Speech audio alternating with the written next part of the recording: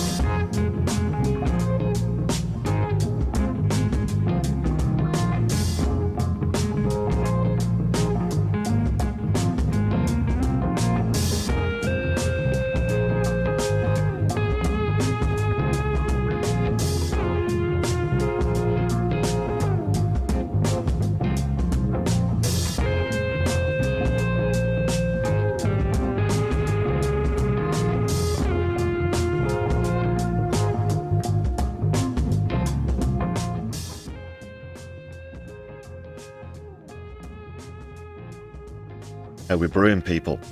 Welcome to the stream. This is the Brews at 10. On my left eye, I'm your humble host, Lefty. Very warm welcome to you all. This Wednesday, it is Wednesday evening. Wet Your Whistle Wednesday. Right. Thanks for joining us. Off to a great start there with Plants McGee and Super Chats. Yes, that sentiment is very difficult to argue with. Starmer is indeed a massive bar bag. Or should that be done in a Scotch accent? I don't know. Starmer is a bar bag. Not the best effort there. Apologies. Me again. It's you again. Nice to see you. You can't stand Liz Kendall. Well, neither can I. But hopefully we can collectively pour some scorn on Liz Kendall. Yes, bit of a twist on the stream. Something a bit different. An abnormality, if you want to put it that way. But with the absence of PMQs, there will not be Keith's catchphrases. It's going to be Kendall's catchphrases and the Postman Tw minigame instead. If you don't know what all that's about, then fret you not, all will be revealed.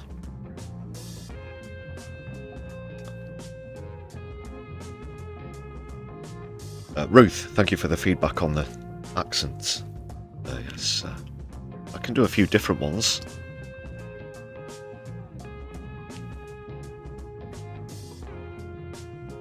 Great to see you. What was I? Yes, of course, hit thumbs up as you join us on stream, people. Make sure that you've got the chat window set to live chat instead of top chat. That's if you have it open, but I do have it hardwired onto the screen, so you can't really escape it. But yeah, do like to share the thoughts of our community in the chat box. Make sure yours is set to live.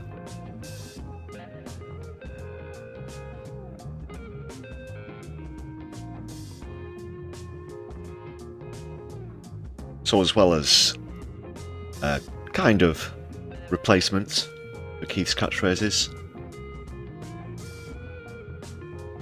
which we'll be following with the parliamentary session on tech. I think this social media for under 16s debate is going to be the main bulk of it, with Liz Kendall. Also, Tony Blair has, well, I say for some reason, I have my suspicions, he's just popped his head over the parapet. I say popped his head over the parapet. He's stood on a soapbox, completely uncalled for. Thought that we, the nation, would be waiting with bated breath to hear his 2 cents on the current state of UK politics.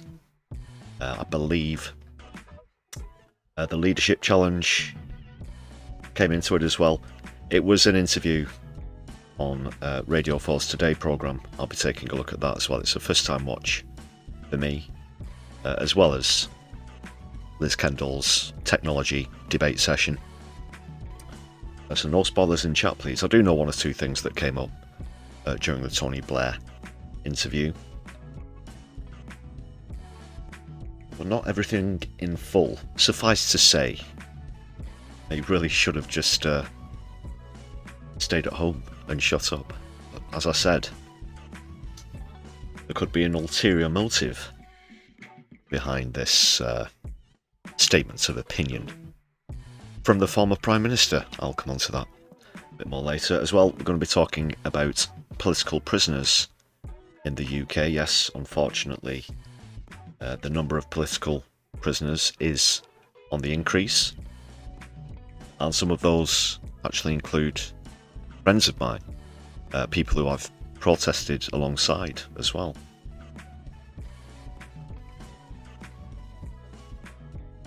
So we'll be looking at a bit of a report on that, plus a few other bits and pieces. It's all quality, don't worry, not the usual schedule for a Wednesday, but it's been so sporadic recently. I literally cannot remember the last time we did, say, 3 PMQs in a row in successive weeks. From seasonal breaks, of course, proroguing of parliaments due to certain court cases, including certain Ukrainian young men, and other things. Yeah, it's just been very difficult to get a run together.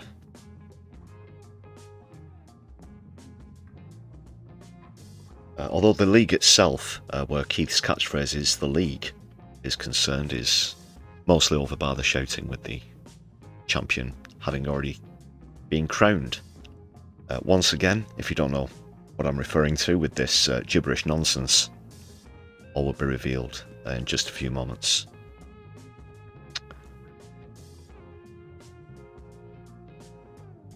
Time for a few shout-outs though. First of all, to all of the members on the channel. Can see a few members in chats already. Nice to see as always. 126 now. Yes, this is the latest fresh members roster. Thank you very much to everybody who's renewed their own memberships recently, gifted to others, as well as contributed via super chats, which Plants McGee did in kicking off the stream. Super stickers are also available. Super thanks if you're catching up with us later on after the stream's gone out live. And there's always the Buy Me a Coffee page. You'll find the link for that in the description of any content here on My Left Eye. Thank you very much, everybody. We do appreciate all of your support wherever it comes from. And of course, the greatest thing about it is to see the community growing with memberships. Let's brew this thing together. Thank you, good, kind people.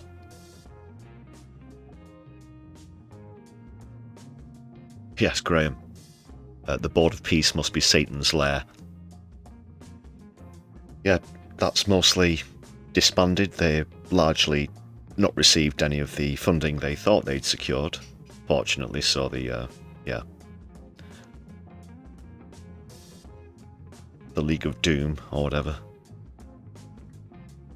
might not get off the ground in the first place. But it was full of some absolute ghouls, of course, including aforementioned Tony Blair. Just one other thing, where plugs are concerned, it really helps the channel out on the algorithm a lot if you'd kindly open up a recent video, that is non-stream video content on the channel with your mobile device, hit the thumbs up button, and it should give you the option to contribute some hype points. I think that's in most regions now, since they've started to put that out there. And it doesn't cost you anything, just a few gestures. Of course, the hype points are complimentary and refreshed weekly by YouTube, so please consider using some of your quota, I guess, on my Left Eye videos. Thank you very much, everybody. We can really dig the support. Can you dig it? Can you dig it? Can you dig it?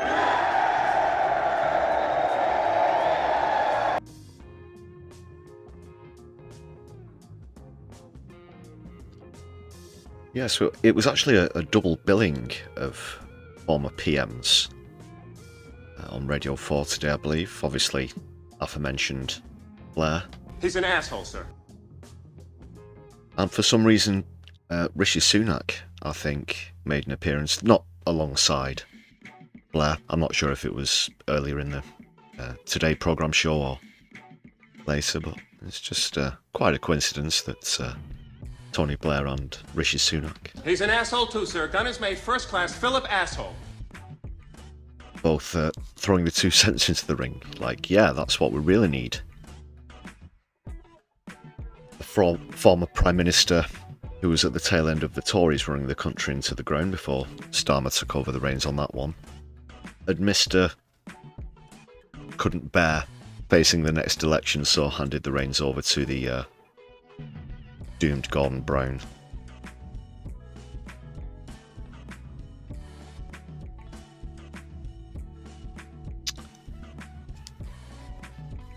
Me again, thank you very much for the hype.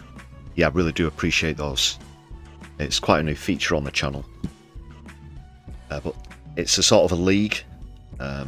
Not sure what sort of number of points you have to get towards the top of the league. It's a very obscure scoring system as well. Do have to be honest. But yeah, really appreciate that. Boosts up the charts, the ranks of the charts.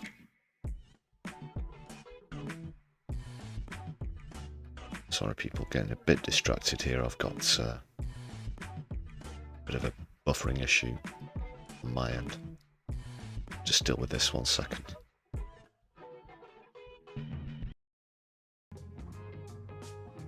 Should be good now.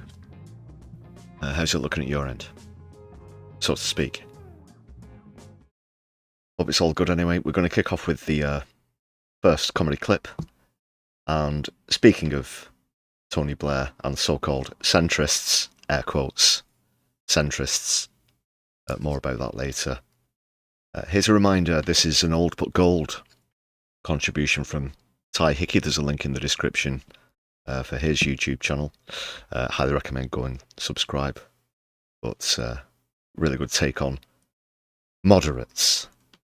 I remember actually as a kid, you know, just staring out the window, thinking about the country I was growing up in, I suppose. Rampant inequality, poverty, corporate profit over public health, cronyism and dereliction of duty in the highest offices of the land. And God damn it, the little firebrand I was.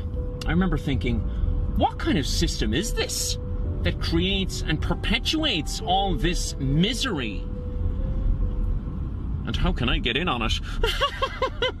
And I think that day, there and then, I became a centrist. Like a lot of the kids in school were into revolutionaries, you know, James Guevara, I know a few of them, but I was like, why are we revolting, guys? You know, I mean, my dad's got a nice job, we live in a nice area, what's the problem? Because I had my own revolutionary hero. The man, the myth, the revolutionised labour, didn't he? You know, dragged it away from its commie trade union and benefits street past. The father of modern centrism. Tony paved the way for those of us who like to sit on the political fence to effectively have it all. You know, want to call yourself a liberal and for equality, whatever the heck that means, but don't want to get your hands dirty. Be a centrist, you know. More social housing, more travellers, but not on my street. Secretly hate brown and black people and want them gone, but don't want to associate with or catch anything off those knuckle-dragging far-right goons. Hello, centrism, baby! I mean, Tony makes those anti-immigrants look like a bunch of schoolgirls. A few marches, Nazi salutes, and the odd racially motivated attack. Try making up a war so you can go over and kill some of them, buddy. In their thousands. Then come back to me. God. No, it's fine. His God said it was okay. Do you fear that black and brownies are getting above their station, but you don't have the guts to join a fash party? Do you feel uncomfortable that some on the left might actually just give a shit about other human beings? Does it highlight the fact that you don't, and so you reduce everything they say and do to virtue signalling and identity politics?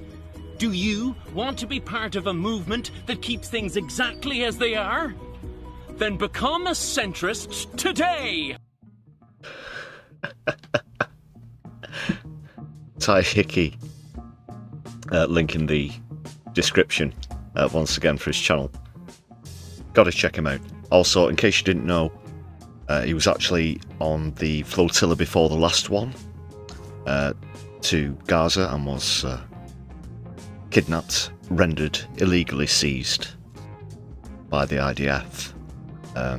Very brave guy as well as a very funny guy as well. Check him out. Darren, nice to see you in the chat. Welcome to standard membership. Excellent. Solidari-Tea, let's update the membership. Target 127 now. Awesome. Yeah, nice to see you. As well as always.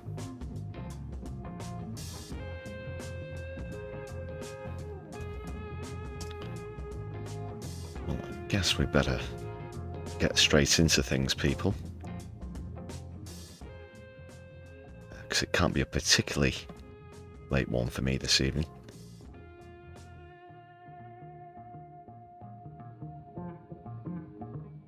Right, so let's get into a bit of a twist, a bit of an abnormality. And yes, that's right, it's Kendall's catchphrases. The thumbnail of the stream is probably a bit of a giveaway as well. Well, it's actually just one catchphrase. It's the Postman Tw mini-game. Normally we do a PMQs where we look out for certain words and phrases. We pit two against one another. We're skipping that this week in favour of the mini-game, where we just keep track of how many times one particular catchphrase is mentioned, and it's the former champion himself, Postman Tw, who represents deliver, as you can see on the top left of the speech bubbles just there. Now, this is the third incarnation of the Postman Tw introduction for reasons. So let's see how this one goes. Yeah, and if it's fine, then it's fine. If it's not, back to the drawing board. Don't worry, we will persist. We will not go quietly into the good night. Plus, it's a quality item as well.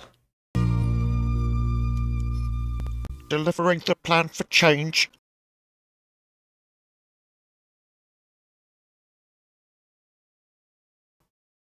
Yes, Postman Tw. It is nothing against the original, of course. It's just that there's a vague sort of facial resemblance. And he represents, of course, the phrase deliver. So we'll be seeing an appearance from Postman Tw every time we hear Liz Kendall mention the word deliver. It's as simple as that. Kendall's catchphrase is, it's a quality item. It's It's a quality item, ladies and gentlemen. Right, how do we do this? Slightly unorthodox this time. Yeah, we just go back here and just get this queued up now. So I do this, I am doing this a slightly different way than we normally do PMQs. But we can still have some background music, Phil, so it's not just dead air and me. Thank you.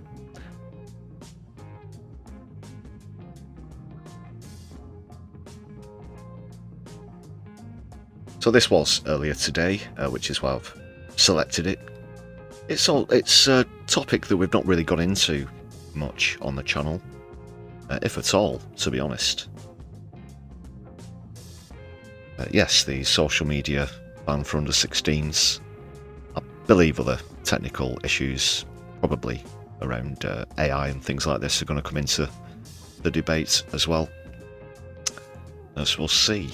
And it's not going to be as long as PMQs.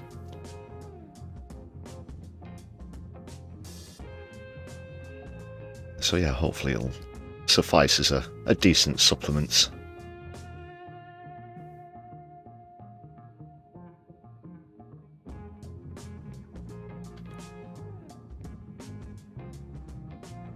Just skipping through trailers and things very quickly to explain. Obviously, you will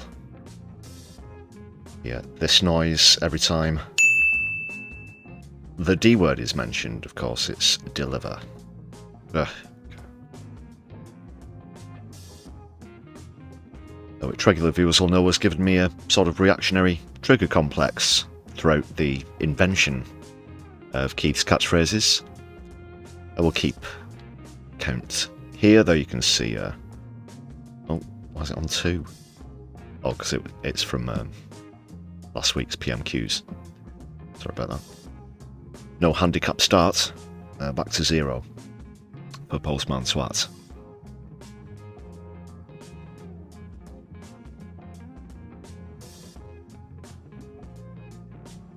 Okay, it's all queued up. Just check the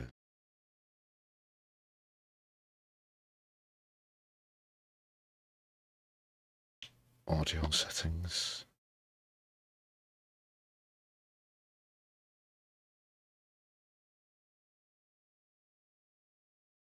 Okay, that should be cool. So listen out. I seldom miss any. Now, as I said, it's given me a Pavlovian response complex. So that's the only word to look out for. There is no hidden feature or anything like that, as there normally is with PMQs. Let's just get through it, and hopefully the game will make things somewhat entertaining, which watching Liz Kendall speak usually is not.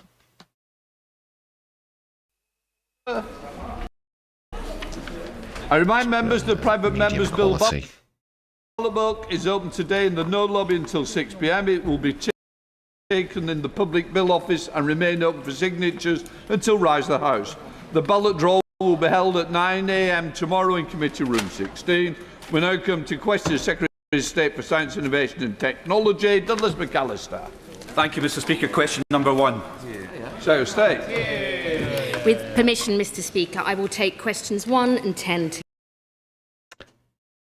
First of all, I don't know if any of you noticed that Lindsay Hoyle got her name wrong. He called her Liz McAllister. Did you spot that? I'm pretty certain he did.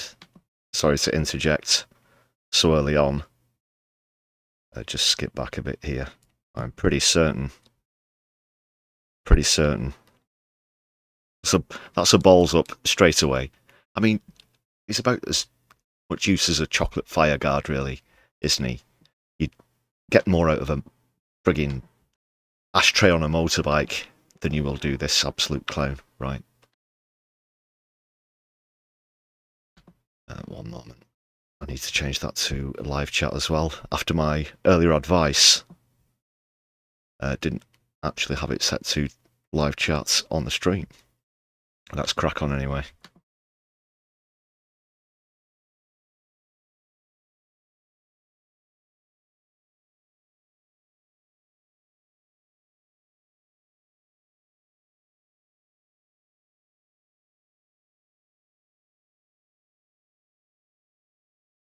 Just give it a moment.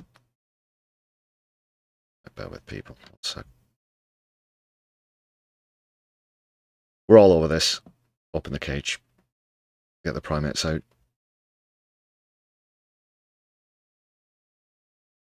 We've trained them in basic IT skills and systems analytics as well.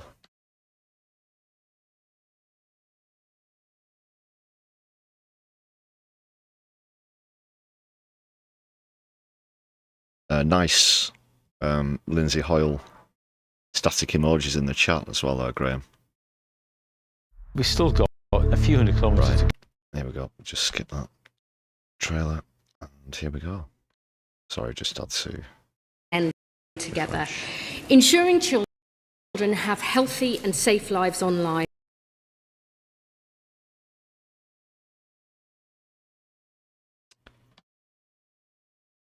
Douglas McAllister. Thank you, Mr. Speaker. Question number 1. So stay. With permission, Mr. Speaker, I will take questions 1 and 10 together. Ensuring children have healthy and safe lives online is one of my top priorities.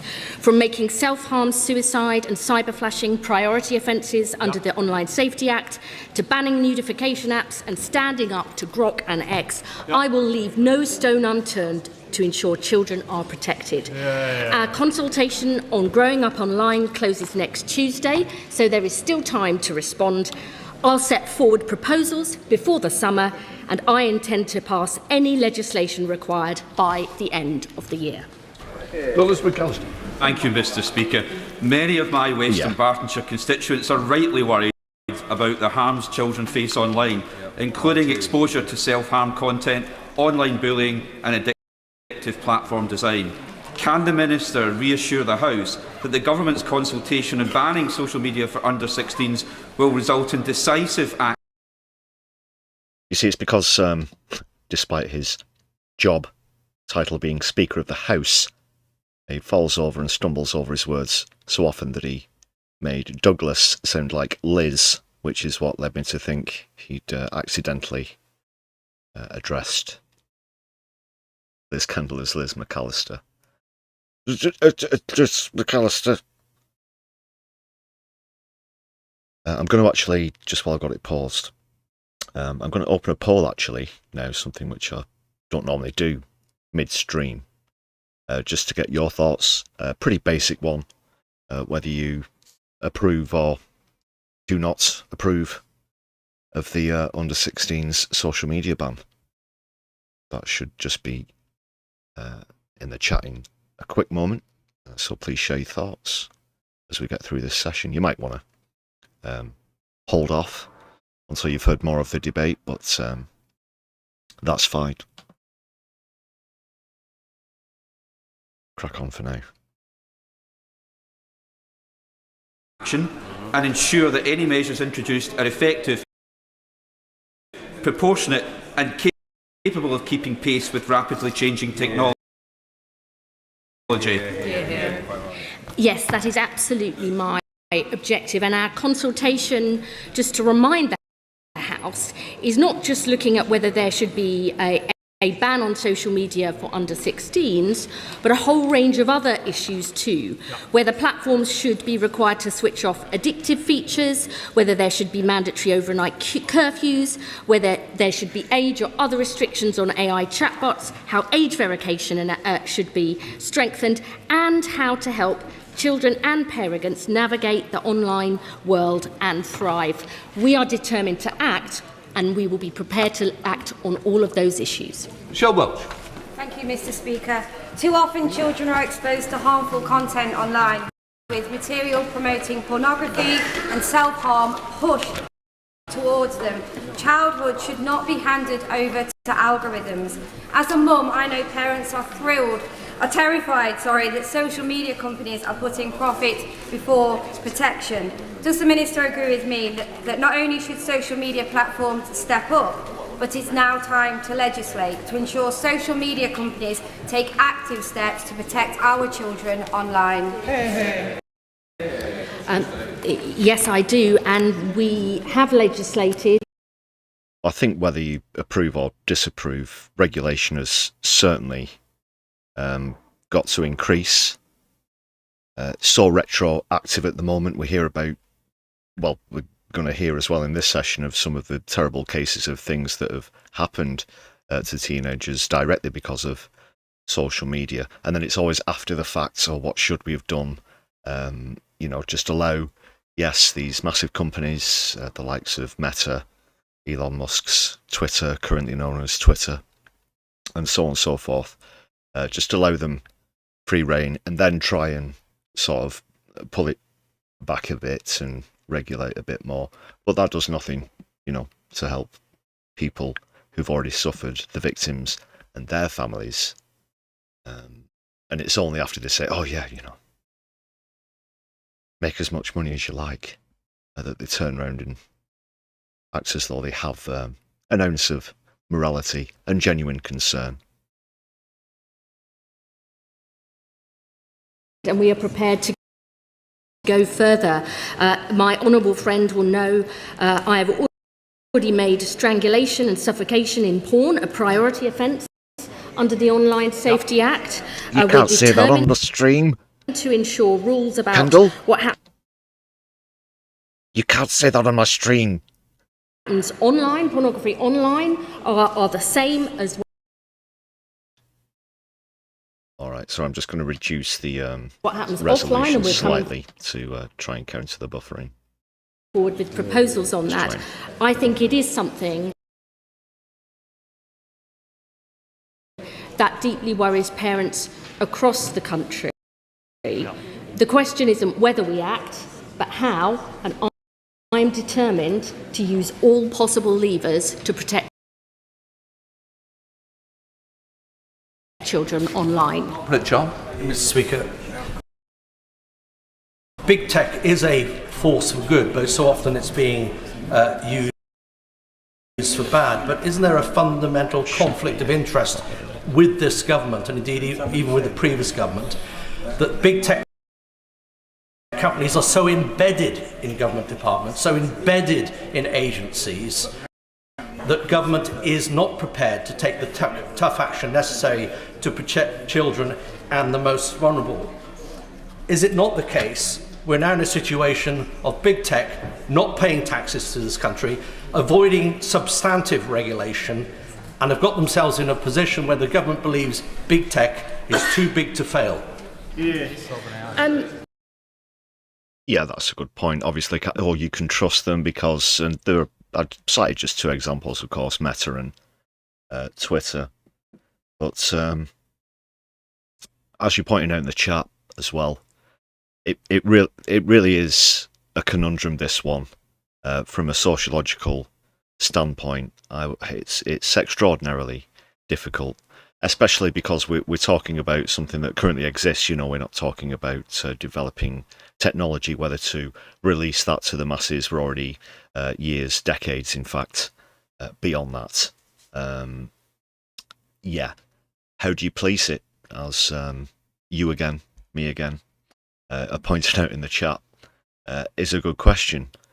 You literally either, I guess the extreme options, of course, is the laissez-faire attitude. Okay, they'll be fine. The other one is to just permanently monitor anyone who's using social media, like, Big Brother style. That is, the parents or guardians of the children concerned. It's very difficult. It's very difficult to find the compromising solution. And then, obviously, the counter-argument for those who disapprove of the ban is, of course, that restricting social freedoms. And in fact, because of the times, this being the communications age that we're in the 21st century, It is just the way people choose to communicate, you know. It's not old school, even just texting one another nowadays. All different manner of platforms of social media. So there is that argument. There are a lot of different elements to this. Well, we'll see what comes up during the session. Not for the first time and not for the last time, the honourable gentleman raises an extremely important issue. And he may not be aware that I have recently shown we will take a decisive move to backing more British tech companies because we believe as AI and tech becomes the engine of economic power and of hard power, we need more sovereign control.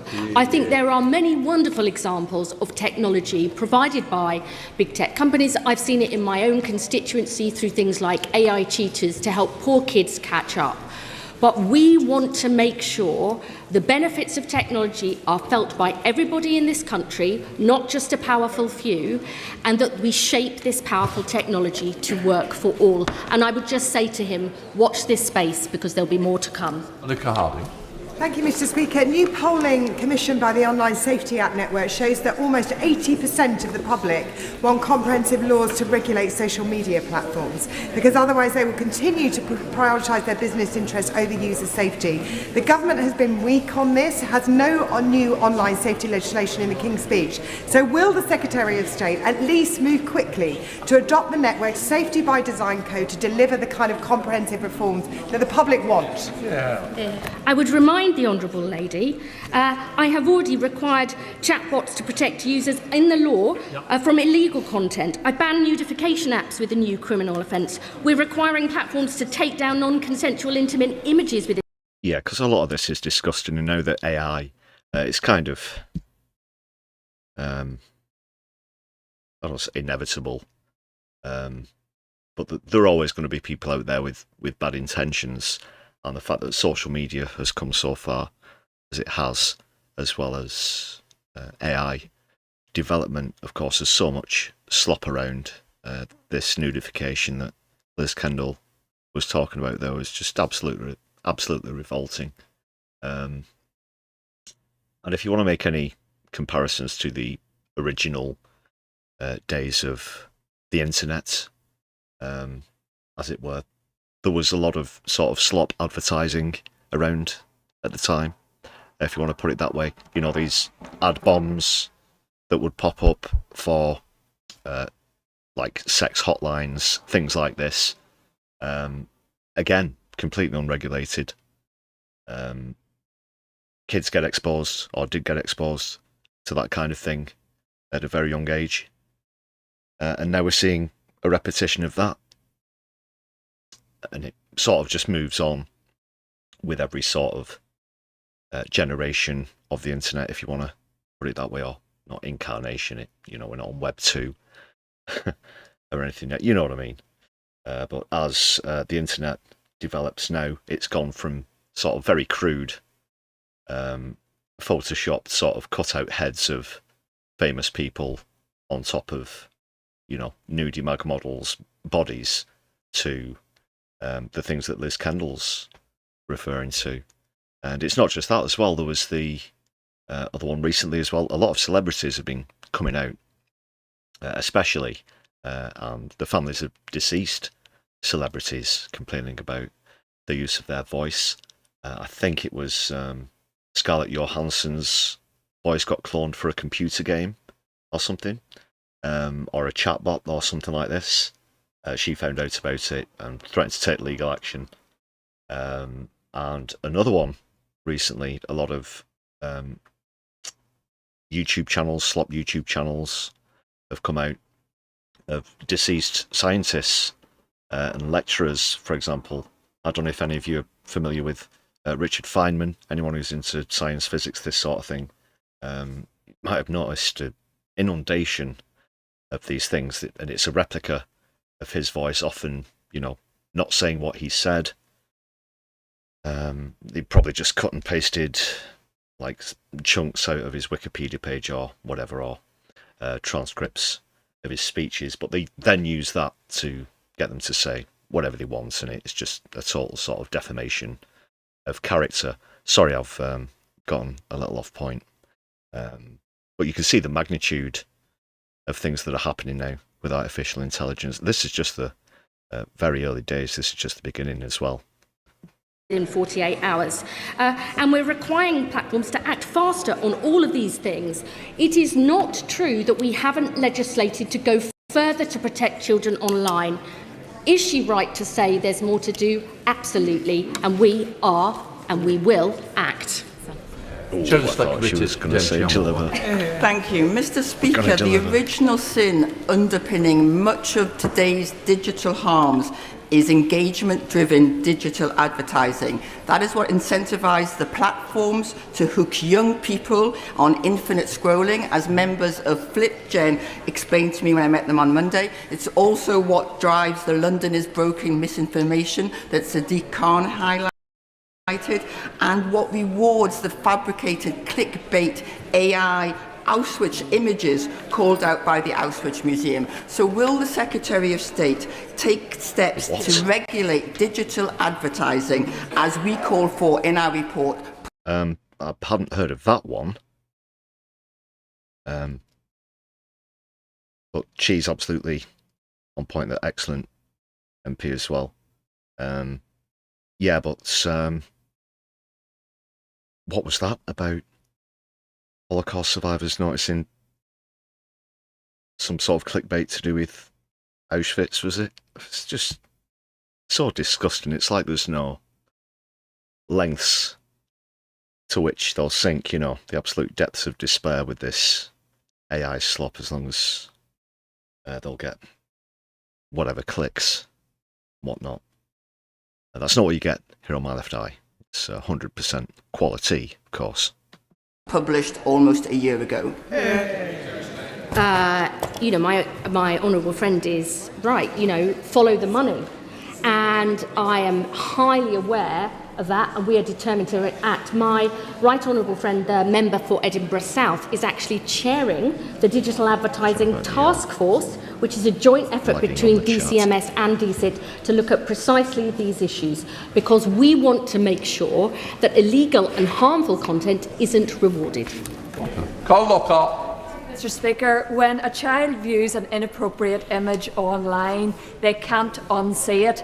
I have been horrified recently with the number of parents coming to me about inappropriate ads popping up on kids' digital games.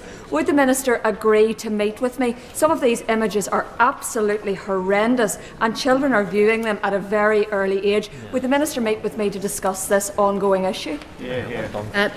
I or one of my ministers will absolutely meet with her.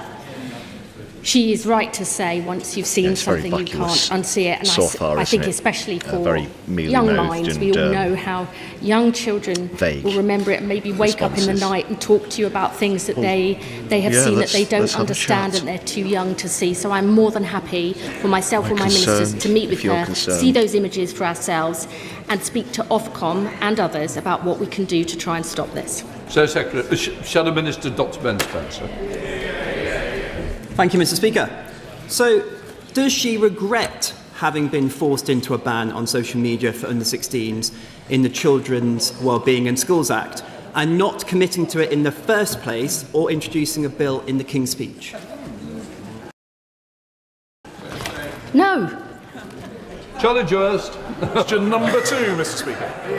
Where's the details? Jokenvar, Mr. Cloward. DCIT ministers regularly meet representatives from science and technology communities. The UK has seized the moment in AI, in quantum, in semiconductors. We will keep building British sovereign strength and alongside it work with allies across the European Union.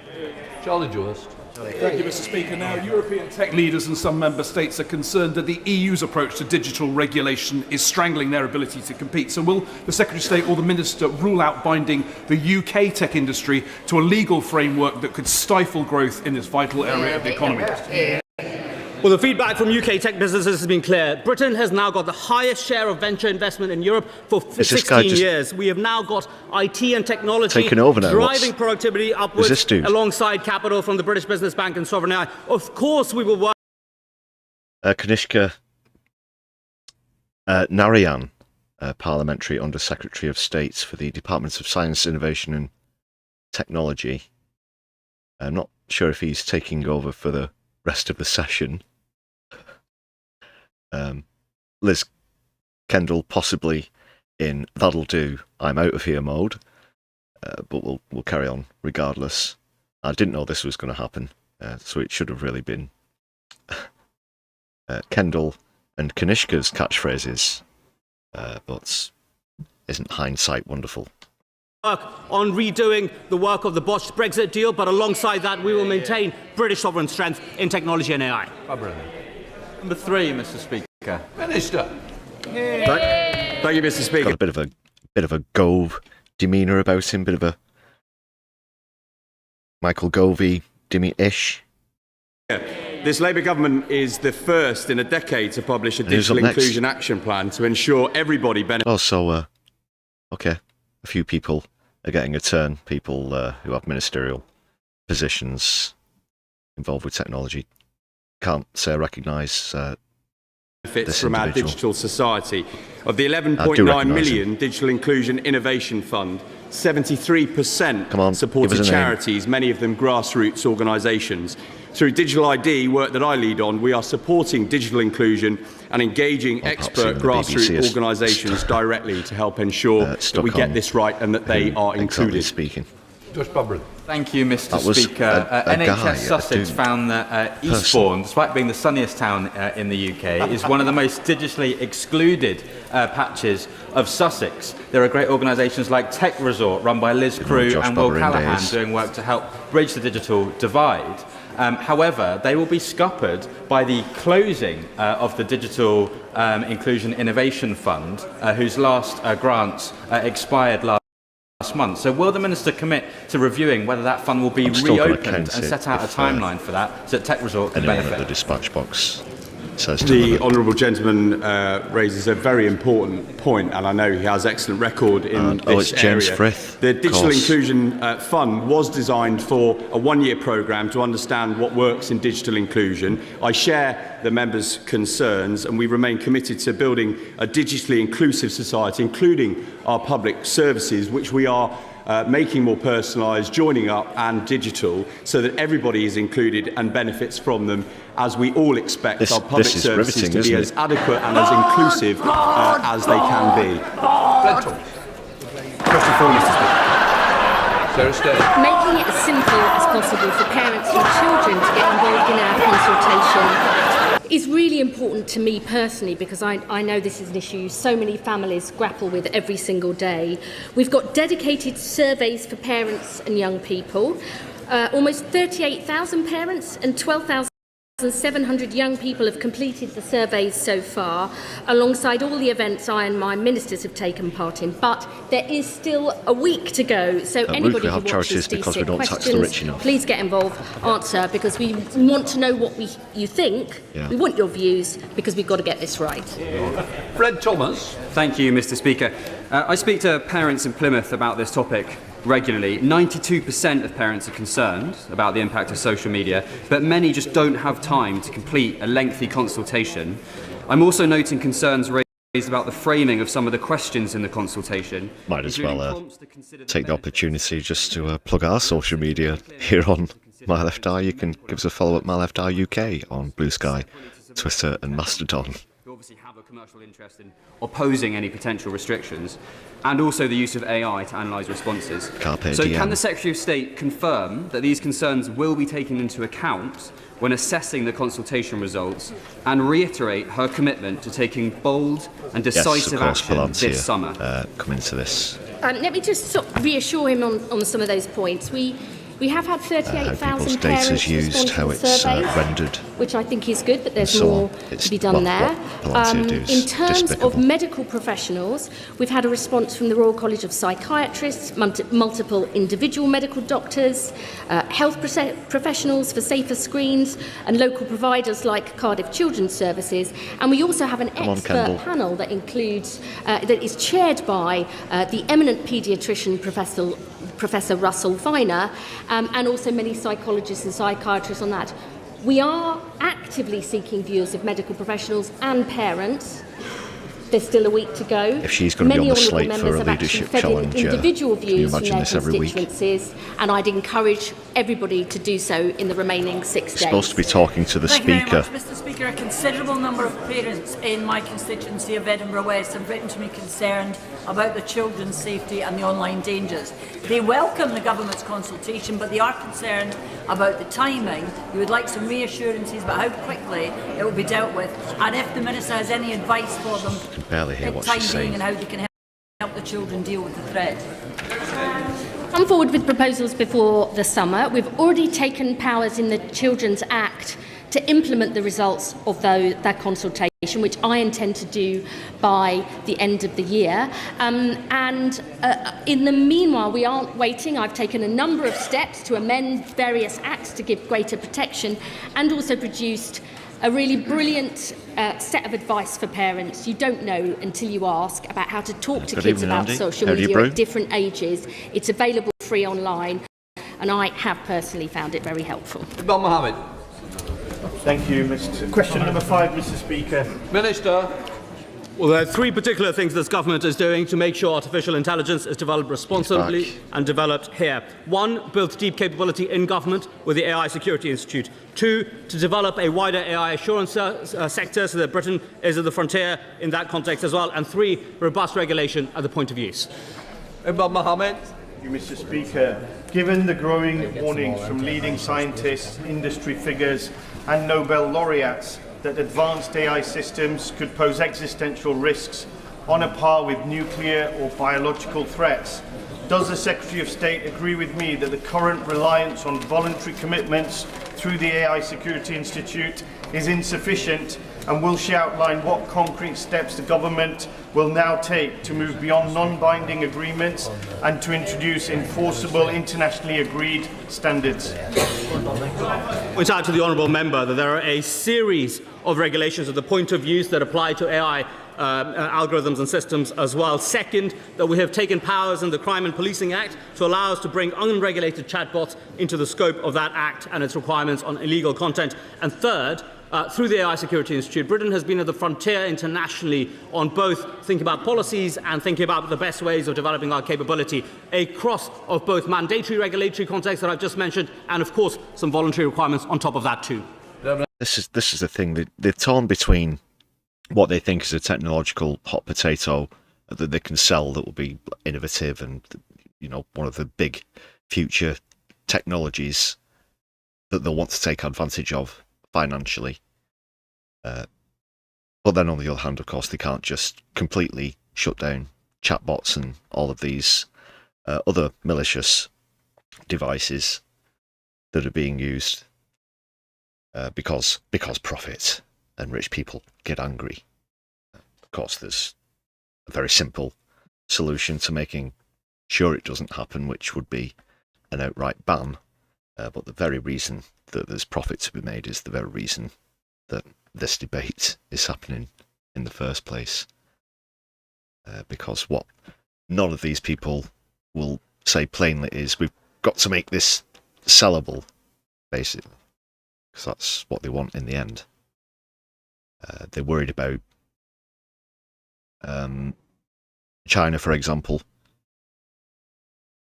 moving faster on AI technological innovation, so on and so forth as well. Mr. Speaker, AC's pre-release analysis of AI models did not prevent the production by Grok of over 3 million sexualised images. Even Steve Bannon, of all people, is now calling for mandatory pre-release vetting of AI models. So can I ask if the time has come for the UK to review our voluntary approach? Well, can I thank my... I love Matt Green. I didn't mean it. Raise this topic with deep expertise as well. On the particular question of grok, she'll be very aware that the regulatory and legal context made a number of those instances illegal. We will continue to enforce very robust law on those questions and, of course, develop our ongoing conversations on further policy. Thank you, Mr. Speaker. Given the rapid advances we are seeing recently from frontier AI models in areas such as identifying software vulnerabilities and rapid testing for those vulnerabilities in a very sophisticated way, what engagement is the government having with those frontier companies, particularly in relation to Anthropic? And is the government considering making changes to the carried over cyber security bill to address these very, very real vulnerabilities? Well, on the question of engagement, can I first point out and pay tribute to the AI Security Institute, one of the only labs in the world which had engaged with all the frontier companies prior to the deployment of models, in this case with Anthropic's Mythos model as well. On the broader question of the Cybersecurity and Resilience Bill, a major reason for bringing data centres in scope in the way that we have done is to appreciate the particular cyber risks applying to them. We will continue to keep that under review. Thank you, Mr. Speaker. One of the best ways to make sure that AI is developed, both contributing to innovation and to growth, is to set very high standards. We are lucky to have the British Standards Institute, the oldest standards institute in the world, and I'm very lucky that they are based in Milton Keynes. Will he join me in wishing them a huge happy birthday on this momentous year for them, but also can he say what kind of engagement he's had on their work to set high Josh Homme from Queens of the Stone Age, for AI's development?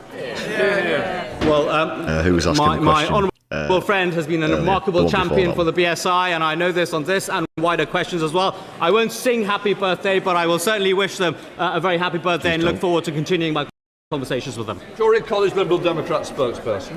Thank you, Mr. Speaker. Working across departments and with my technology counterpart in the Lords, we've published a comprehensive paper on how Britain can thrive in the age of AI, calling for a digital sovereign strategy and an integrated approach to AI that is bold and responsible, pro-innovation, pro-trust, and built alongside industry and civic expertise I'd be happy to discuss. What we see is Britain has a leading place in AI services, but we've squandered leads before, and the government hasn't offered a coherent joint-up strategy to do this differently, centred on trust and standards.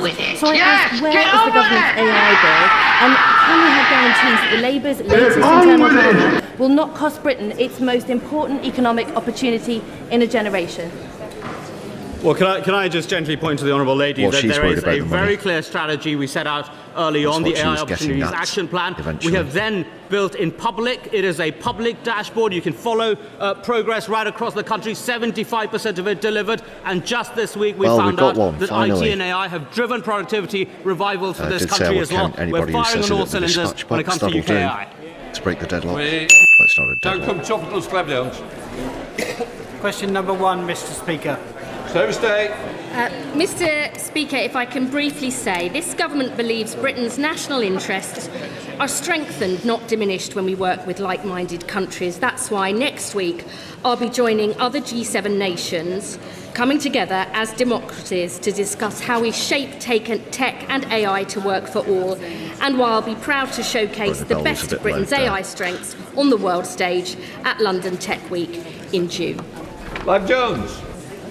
Life science companies like Becton Dickinson in my constituency of Wokingham play a key role in advancing the research and innovation that will help deliver the National Cancer Plan and transform cancer care. So what is the Minister doing to increase funding to research and development for life science companies like those in my constituency? I know the Honourable Gentleman is a powerful advocate of life sciences nationally and in his constituency. We see them as one of our greatest national assets, not only helping to save lives but drive jobs, growth and innovation. I'm very proud that this government has put in the largest ever investment into research and development, including into life sciences, and that we are investing £730,000 supporting 7 projects in Wokingham, because we know that's good for his constituents and the country. Thank you, Mr. Speaker. I don't know if I've ever told you, Mr. Speaker, but Harlow is the birthplace of the fibre optic cable. Yeah, that wasn't set up, was it? I want children in Harlow feel confident they can get the brilliant jobs of the future that tech can provide them. So can I ask the Secretary of State what she's going to do to make sure that happens? We want to ensure people from all walks of life and in every part of the country can seize the opportunities that tech and AI bring. That is why we are upskilling 10 million workers, a third of the workforce, in AI skills. Why we're investing £170 million in the Tech First programme to help young people get skills and training, and why we've launched the first ever Level 4 apprenticeship in AI. So young people in Harlow can fulfil their ambitions, and so we build a better country for all. Show Secretary of State Julia Lopez. Thank you, Mr. Speaker. I was born in Harlow, would you believe? Can the Secretary of State, what's a coincidence? guarantee that under Labour's EU reset, Britain will not align with any EU tech rules, including the AI Act? This government wants to ensure we have a closer relationship for Europe because we see every day the terrible impacts that their Brexit deal brings. Are we going to do anything that the EU are going to do? We will continue our pragmatic, not dogmatic And if we do, then it's not a proper Brexit, is it? Because Britain is the second country in the Western world for AI, and we want to retain those benefits to grow the economy and create good jobs throughout the country. Julia Lopez. Good jobs. Mr. Speaker, there was absolutely no clear answer from the Secretary of State there. So I think it sounds like Labour is about to trade away our Brexit freedoms on tech regulation. Oh, what a giveaway. You hear that? You hear that, eh? Have been briefing behind the scenes that we must not lose Britain's Brexit freedoms on tech when it comes to AI, data, agri-tech. So will she now publicly admit what her ministers have been briefing behind those closed doors? Brexit was not some exercise in nostalgia pushed on us by uninformed thickos.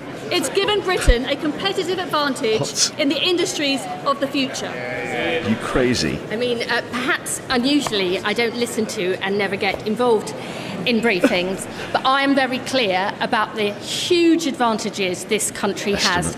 World-leading talent, some of the most innovative tech startups. In the last year alone, we got more VC funding for tech and AI in this country than France, Germany, combined. We are going to back Britain because we believe in Britain. £500 million in a sovereign AI fund. 4 AI growth zones in parts of the country that have been levelled up more under this government than under 14 years under members opposite. We are going to seize this powerful technology to build a future that works for all, and I am very proud of our work. Sarah Smith. Thank you, Mr. Speaker. Well, that's straight out of the Tory phrase book, of course. Levelled up. Equality is the word you're looking for. On the government to tackle tragedy trolling, which has attracted over 18,000 signatures. Does the Minister agree with me that it is time for action? No, we're nearly done and here will anyway. he or she support a debate to help take this slim forward? pickings. We are absolutely focused on precisely those features that so many parents are worried about. Children doom scrolling, the fact that they are on their phones overnight and the impact that can have on their anxiety, mental health and sleep. The question isn't whether we will act, we will. We will put forward our proposals by the summer, and I intend to legislate, if required, by the end of the year. We now come to Prime Minister's questions. We start with Christine Sullivan. Okay. Oh, but that was repeats, obviously. PMQs didn't follow this week. So vague, so spurious about the intentions. Right, we now come to the urgent. Let's turn that off.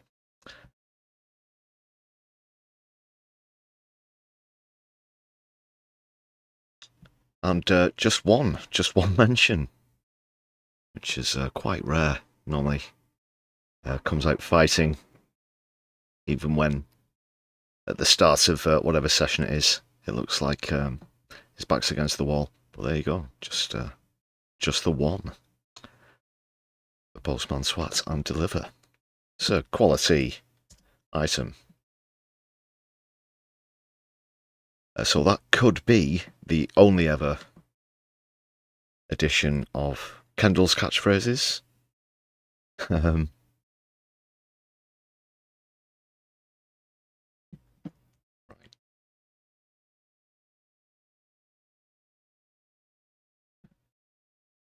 So it was pretty, yeah, as expected, quite disappointing from Liz Kendall. Generic boardroom talk, answers, that kind of thing.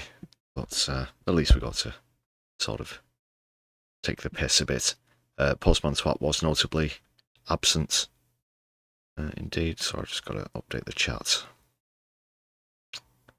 window as well. Sorry, it lags a bit. And streaming within a stream. But Postman Tw will return, of course. We'll be seeing from him again in the future. I'm not going to play the theme song again as an outro. It'll just do as an intro for now, I think. See if we can get away with it. It's still excellent, top-notch feature. It's a quality item, ladies and gentlemen.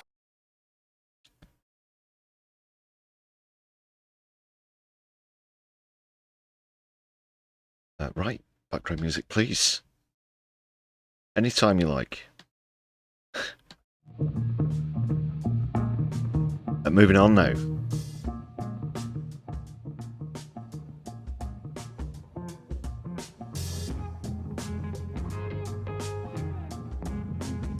Well, it's going to be out of the frying pan into the fire.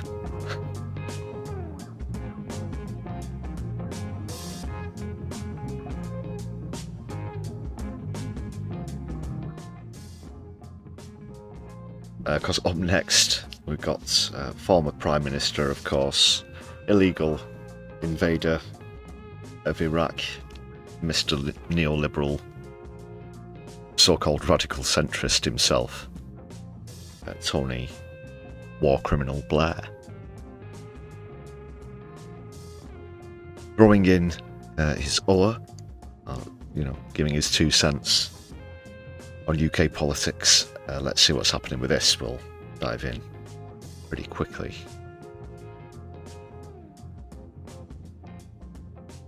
Peasants Revolts is listening from the shower. Interesting. But wherever you're listening from, a very good evening to you. Yes! Yes! Yes!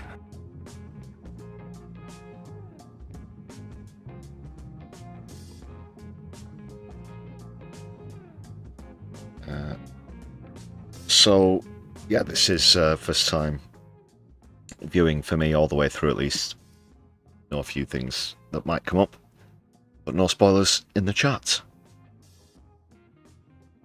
I hear tell it's absolutely shite. There's no game to go along with it. So we'll just have to get through it the best that we can. Yes, also, don't be mistaken in thinking that you're actually watching an interview just after the final of the International Nettle Eating Championships, because Nick Robinson will be interviewing Tony Blair, and let's say, the voices between them, it's raspy as hell, believe me. But there's nothing I can do about that, I'm afraid. It's just like, for God's sake, you just pass around the whole soothers or something. Let's see what Blair's got to say. It's possible we're about to have the 7th Prime Minister in 10 years. A serious country can't do that to itself. And what is bizarre about the present situation is that we're all talking about politics when the key thing is to talk about policy. If you don't decide what your policy direction is, there's no point in changing the leader. And so... Tony, politics pretty much dictates policy, more or less, at least generally. Of course, your personal politics, your position on the political spectrum will dictate your policies for the big things, the big things that matter, whether, taxation, National Health Service, utilities, environment, this kind of thing. It's ridiculous.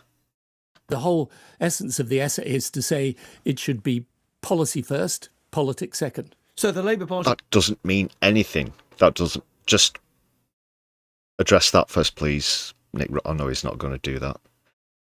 He's going to come back with a raspy question that he thinks is coherent and very intelligent, when in fact it isn't. But that's utter bollocks. Choosing what politics and policy, what the fuck is that supposed to mean? You think is asking itself the wrong question? Yes, because... See, I knew it. Oh, this will be a good one. Do you think the UK is asking itself the wrong question? God, I'm so good at journalism.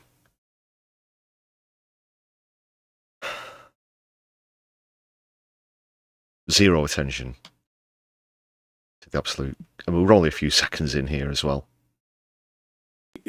Look, what I say is there are two major changes going on in the world today. One's geopolitical, leave that to one side. The other is this technology revolution, which I say is the 21st century equivalent of the Industrial Revolution. It's going to change absolutely everything. You've got to refashion... Put that aside for 1 minute, just like wedge in this thing that I want to talk about now. So, what? More deregulation on AI? And see how that goes? Is that what he's going to suggest? Policy and the way government works around it. And it's not even part of the debate. So you can have a different personality occupying number 10, but unless you have a policy agenda which makes sense of the way the world's changing, then you're not going to be any further forward as a country. And you'll find the country keeps shuffling the deck with prime ministers. So we can't change leader, bearing in mind Keir Starmer's the least popular prime minister in history, because something AI might happen in the future. What? What is this? Fuck off. It's okay, let's try this one, that didn't work, let's try that one. And we'll carry on doing that unless we have a serious debate about how the country's changing. Hold on a second, people might say, look, Labour was elected on a promise. Hold him to task on his answers, Robinson, instead of just moving on with the next one that you scrolled on the back of a fucking napkin 10 minutes before you went in. Of change, it got a vast majority on the basis of that promise. And here you are arguing that when Labour ministers came to office, they should have ripped up their promise to protect workers with more rights, to increase the minimum wage, to turn our energy supply green and clean. Blair comes along and says, no, forget all that. Now you're in office, that's a daft idea. Yeah, no, it's a really good point. But here's the problem. If this... The problem is you're a absolute howler of a screamer of a twat. AI revolution is what I say it is. And if we need higher levels of growth as a country, which we obviously... Oh, don't come the growth shit with me. This fucking... What's the magic number where we all get housed and fed and have access to clean water and have well-paid jobs? There isn't one. There isn't one, because your growth and your GDP is just a rich man's dick measuring contest. And you know it, but you're in denial. I know it, but I know that denial isn't just a river in Egypt, of course. Damn right! God, he's absolutely... Can't stand this bastard. Do, then even if you put these things in a manifesto, and let's be clear, I don't think Labour won the last election because people read the manifesto and said, this is what we want. I think people thought that Conservatives have behaved completely unacceptably, and to Keir Starmer's great credit, the Labour Party was an acceptable alternative. You put him up. You put him up. This is... Okay, we'll get on to more about why I think he's saying these things and at this particular time at the end of this. But now to blame Starmer, who you pretty much and Mandelson forced upon us with this Keith project to usurp Jeremy Corbyn, and now turning around and go, well, people are a bit disappointed with Keir fucking Blairite Starmer, aren't they? Pot kettle black. Now, when it came in, it saw the state of the inheritance. I think at that point, of course it would be difficult. Everything in politics is difficult. But if I'd been them, I'd say, look, all of these commitments, they may be very worthwhile. They may be proper commitments in easy times. But in these hard times, we've got to prioritise growth. We've got to prioritise support for the business sector.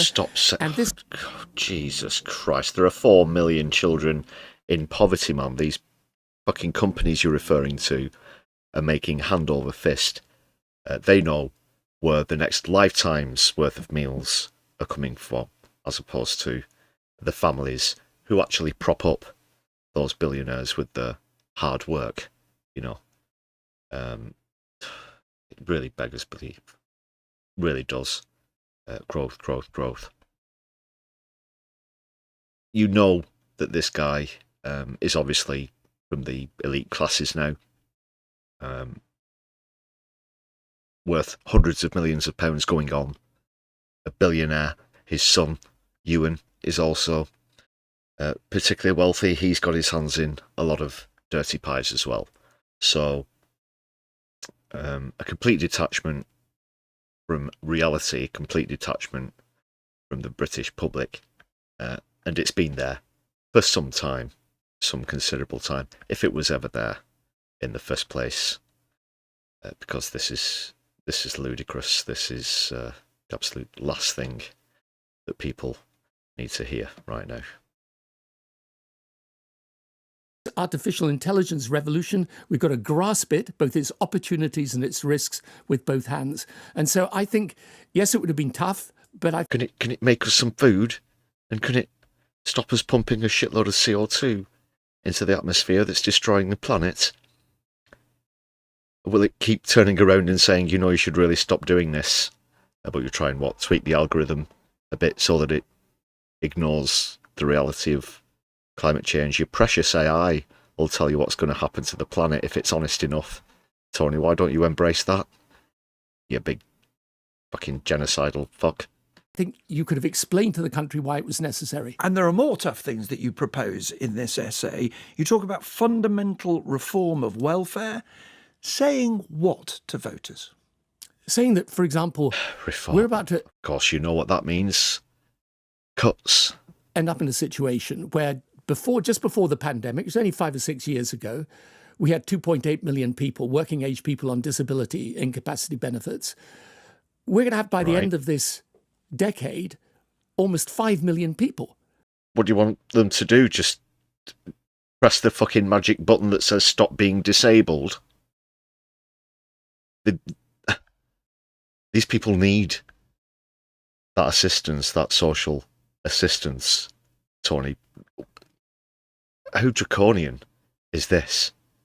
As though it's some sort of fad that's cottoning on that he's trying to put a stop to. You know, what is he implying, that people are pretending they're disabled when they aren't? Or is there a cap on how many disabled people within your society that you should support? Is that it? 3 words that certainly aren't going to exit his mouth during this interview are going to be tax the rich, the obvious and clear solution. But he's going to go through a litany of things that will affect people on welfare and the working classes, without even a smattering of a mention of taxing people like himself and his fucking son. Right. You can't carry on. You can't carry on in a situation where you're going to end up, if you're not careful, spending more on incapacity. It's called care for a fucking reason, Tony. You want us as a society to just stop caring? And he still does this fucking shit with his hands, doesn't he? Look at the hands going open palms across the chest sort of thing. Fucking ridiculous. Disability benefits than you are on defence.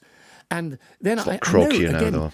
All of these changes are really difficult, which is why I think whoever takes them Imaginary ball is going to have a really tough Imaginary time. ball, bounce but it's the like ball. the triple lock on pensions. You look at the figures and you look at where Britain's going to be in 20, 30 years' time if it continues with this policy. It's not affordable. And at some point... we are the 6th wealthiest nation on the entire planet, Tony. 6th wealthiest nation. There's a lot of money out there. It's just being hoarded by not just the top 1%, the top fraction of 1%. Of course, 50 families having as much as the other 50% is grotesque. We've got to be able to stand up and have an honest debate with the public, which is to say, look, ultimately, we're probably taxing people too much, spending too much, borrowing too much at the moment. If we carry on like this, with these large increases in incapacity benefit, with the triple lock on pensions, we're going to fuck pensioners as well. Create a situation where economically we're not able to grow because we've put such a weight affecting growth on the back of our economy. And there's yet more of these difficult choices. You talk on... Don't fucking feed him. Don't give him any stupid ideas.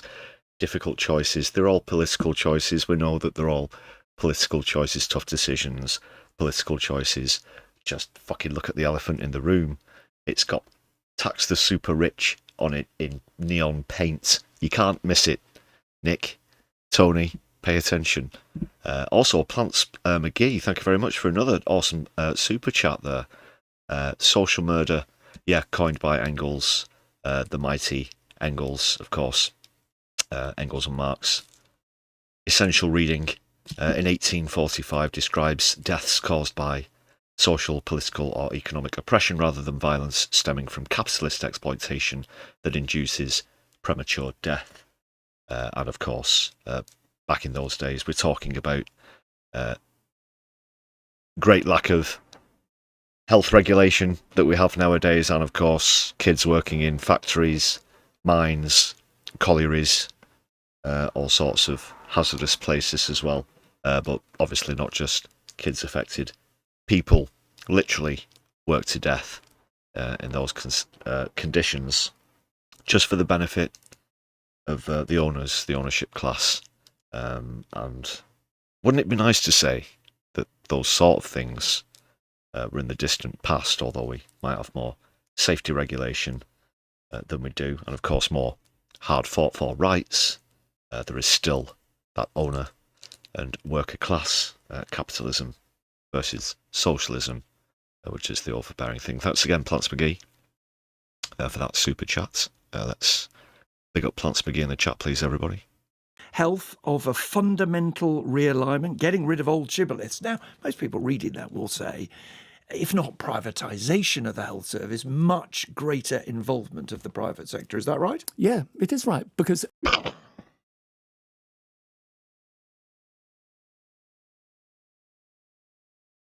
Get to fuck.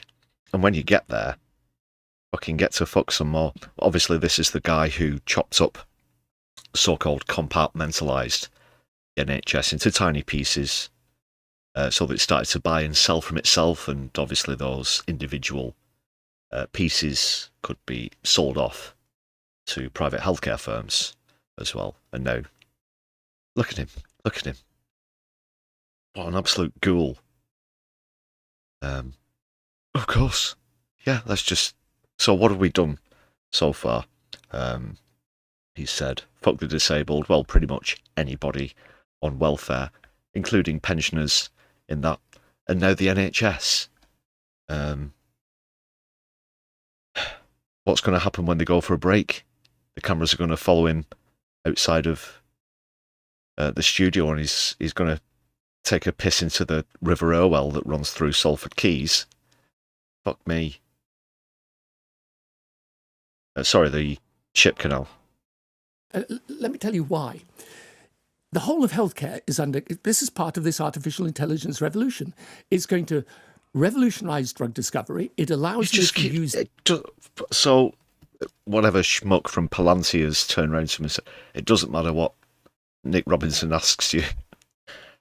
Just say, well, it doesn't matter because AI. Doesn't matter. He's probably driving around with a blindfold on. And then bumped into you. Doesn't matter because of AI. Shouldn't we swap insurance details? No, doesn't matter. every single issue is going to be dismissed because he thinks he's got this fixation, or he's certainly being put up to have something of a fixation with AI, like some shoddy salesman or something. But it's not the godlike solution to all problems that people think it will be, Tony. You can't be so naive as to dismiss this and no, it'll be fine selling off the NHS because AI. Data properly inside the health service to engage in a completely different way of organising your healthcare system. People are already, if they can afford to, for example, these weight loss drugs, right? We've got a programme that makes them available to quite a small number of people on the NHS. Outside of the NHS, people who can afford to are already buying them. So it's not that you're, it's not this whole debate about, are you... This is it. This is the only way that he can see people who need healthcare, and I've brought this up many times before.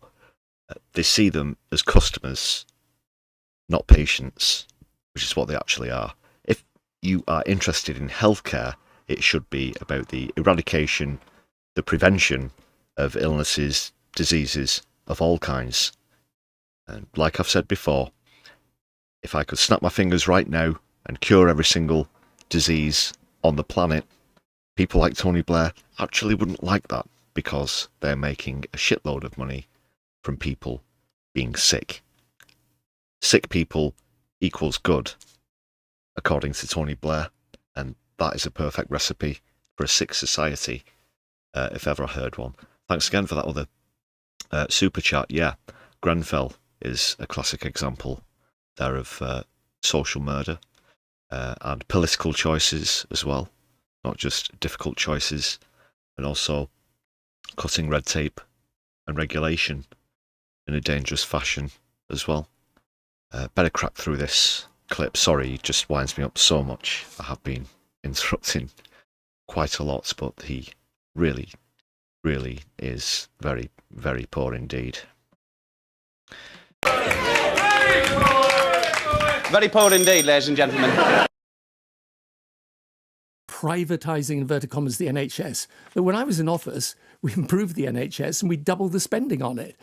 But it's a different world today, and you've got both the opportunity and the responsibility to do healthcare completely differently. Well, we've got the agenda now. Let's turn a little differently. bit to the leadership, and people might think, listening to this, well, we know who advocates all this. It's Kemi Badenoch. It's the leader of the Conservative Party. She says, let's get rid of net zero targets. Yes, he sounds like a Tory we know, Nick. Congratulations, you're a genius. You're also a Tory yourself. She says let's get rid of business taxes that are doing damage. She says pretty much everything you've just said. And indeed, Rishi Sunak was in that chair just minutes ago saying, yeah, I wholeheartedly endorse the lot. Yeah, he does wholeheartedly endorse the lot, by the way, including the artificial intelligence revolution, including things like digital ID and so on, which we can come to if you want. But which we can come on to if you want. It's literally the only thing that you've said in response to every single issue that's been raised so far. We can come on to that if you want. I'll put that to one side for one moment, but how's about all this AI business? I'm all for it. Invest. He might as well just have invest in AI emblazoned on his shirt. You see, I'm not asking the question about is it Tory, is it Reform, is it Greens, is it Labour? I'm just saying... No, you're not, because you're completely ignoring the question and the issue.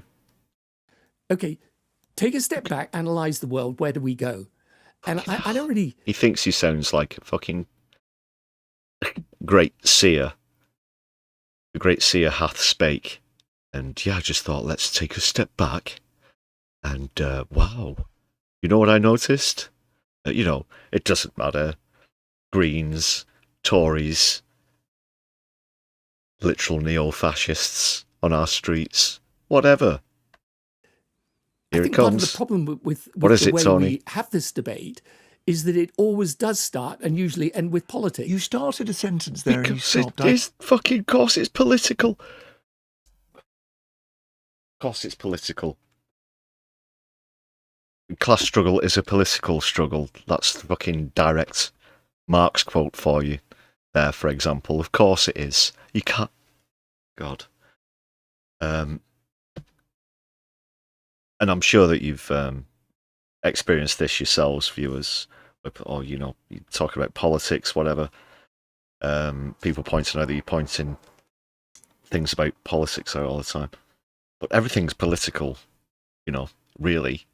And this, what was he saying earlier? Politics and policies. It's a nonsense. What he essentially is doing with that is trying to dodge the fact that his so-called position, neoliberalism, centrism, or a moderate, if you prefer, if you're watching in the States, but whatever you describe it as, just isn't what they tell you. It just means that they're on the right wing.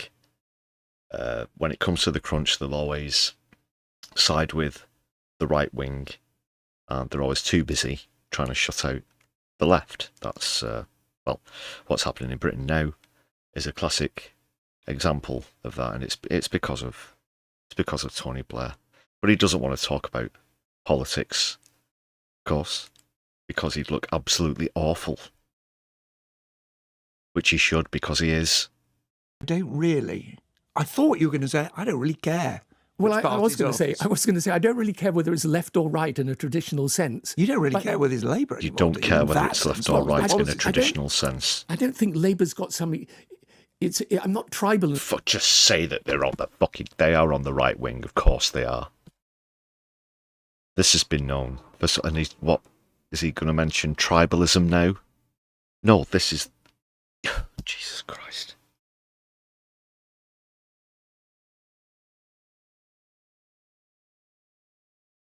How stupid does he think we are? I really... anyone who's studied politics or sociology at all, ever, in their lives, to any degree whatsoever, should be absolutely aghast at this. In the sense that I think one political party is going to have the exclusive capability of deciding the right answer. And I guess, you know, the interesting thing when you go out of politics, and this is where I think the most interesting politics today comes from people outside of politics, because... Do you know who I think knows the most about brain surgery is people who know nothing about brain surgery, or perhaps people like yourself, Tony, who seem to know nothing about brains, not being in possession of one yourself. And this, talking about, what was he saying, classical definition or traditional sense. These are, it's a social science, sociology, Tony. There are clear definitions of, you know, left, right, socialism, capitalism. Your opinion, or when you take a step back and look at the world, doesn't affect that, doesn't affect those facts, these misnomers that you're going to keep coming out with. Just don't wash. So, does it matter whether Labour are on the left or on the right? Well, yes, it does actually. It matters to millions of voters, which is something that he's ignored for a long time as well. When you step out of politics and you start seeing how the world is changing, it's not really about traditional left and right politics. In fact, I think that gets in the way a lot of the time of just asking the question, okay, look at the world. How do we make sense of it? How do we keep Britain strong? Its economy strong? How do we build... No, I'm looking at the world and looking at what fucking capitalism is doing to it and looking at climate collapse. I'm not thinking, okay then, well, how can we create growth in these markets? Wake up the kids. Hey, we thought of a new way to create growth in these whole new markets. It's going to be revolutionary, and we're going to hit that magic number of GDP, and then everything will be fine. This is someone who goes to bed and wakes up extraordinarily wealthy, doesn't just kick back and enjoy his life, perhaps even give back to society a bit after his war crimes as well. That's certainly the least that he could do. But no, more ways. Create markets, create growth, blah, blah, blah. It just never ends. It's an obsession. And I'll tell you why it's an obsession. I'm sure that a lot of you already know. Because these people are literally psychopathic. They are psychopaths. Blue chip, stock traders, thought patterns, scientifically proven to be very similar to that of psychopaths. That is really not caring what happens in the real world as long as you get what you want. However, harmful things in the real world become you don't care because you just have to see, say it with me people, the line on the chart must go up. And that is the mantra. Its military and so on. Now, central to that, I do want to come to the leadership arguments because you do address the individuals who are involved. I'll come to that. Infinite growth central to your argument, on a planet with finite resources. Underpinning it all is that technological the geniuses, revolution. Aren't they? And you say in your essay, let's end the hostility to technology. Let's embrace it and the change it can bring about.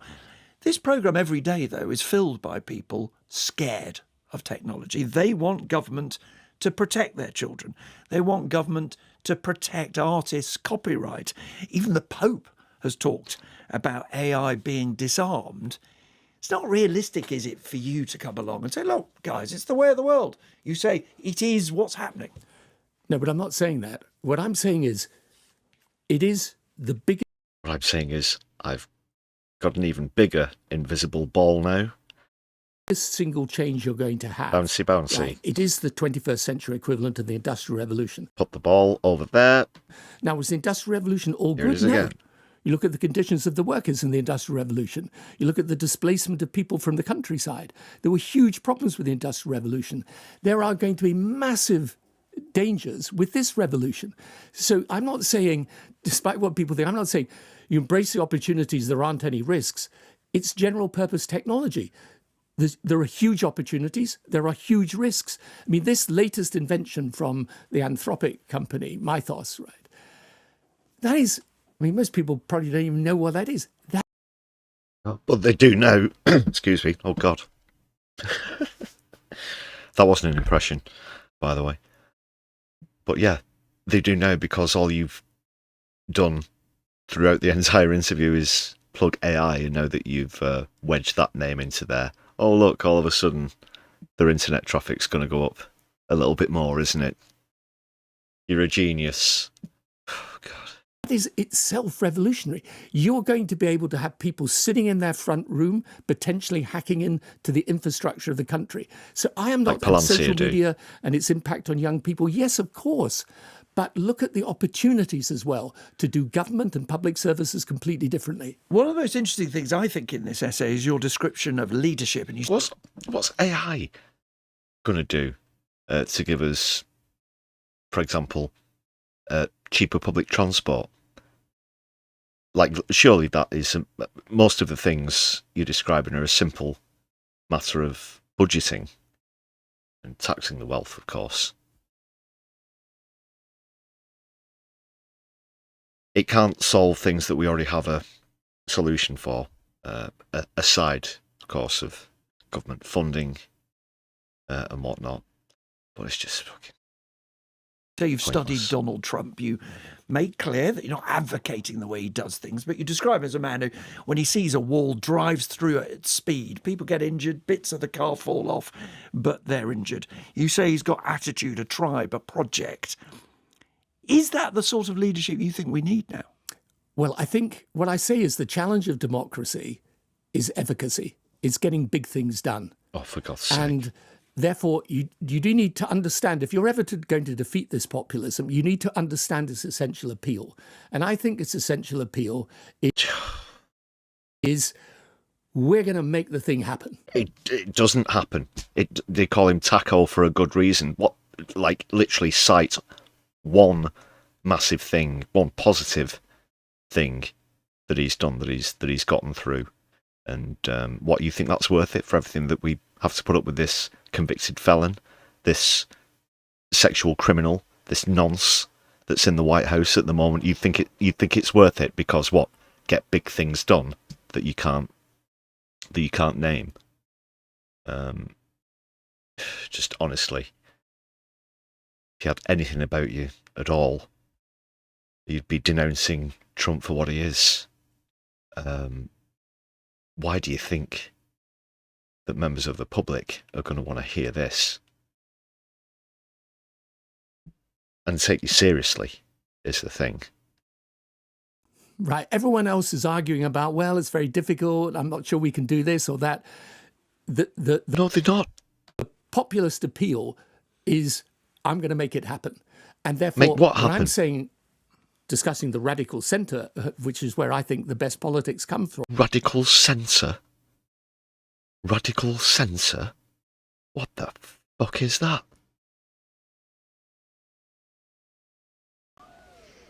That was the biggest load of crap I've ever heard. Radical censor. There's no such thing. There's no such thing. You can't just create your own definitions, or you can't just create your own positions on the political spectrum. They exist as they are. Radical centrism. Is that's got to be radical. Is the centre's not going to be the place of managing the status quo. It's got to be the place of making big change, but it's based on policy. No, that's literally the opposite of how the spectrum works as well. What on earth is this? What on earth is this? First, politics second. And many people hearing you say that say, well, we know what radical is. It's going back into the EU. Wes Streeting has just said it as one of the leading leadership candidates. And nobody says that that's radical. Yet in this essay, you go, forget it. It's not going to happen. I don't say it's not going to happen. What I say is you don't start there. And look, no one was more passionate against Brexit than me. And I think the results were both predictable and predicted. But if Britain's going to go back into a structured relationship with Europe, it's got to do so from strength. We're not strong at the moment. And it's going to be a negotiation. And in particular, if I'm right about the technology revolution, we've got to make sure Europe is not moving in a direction, and presently, by the way, it is, which is hostile to that technology revolution. Now, I think Europe may well change its position around that, but it's got to be a negotiation. It's not just as it wasn't the answer to Britain's problems in 2016, reversing it isn't the answer to Britain's problems in 2026. I remain of the view that, of course, we should have a structured relationship with our own continent. Nobody wants to be back in the EU more than I do, but I don't think that it's a good idea to go back into the EU. By the way, in case I haven't made mention of it in the last few seconds, did you know that artificial intelligence technology is actually currently a thing? But you can't just click your fingers and have it. So you have the joy, as you say, of now being, in inverted commas, outside politics. But Labour MPs don't. They have to make a choice.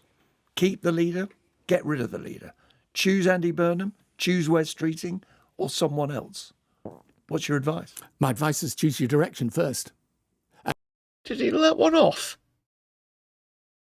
When he was asking... Sorry, it's a bit crude.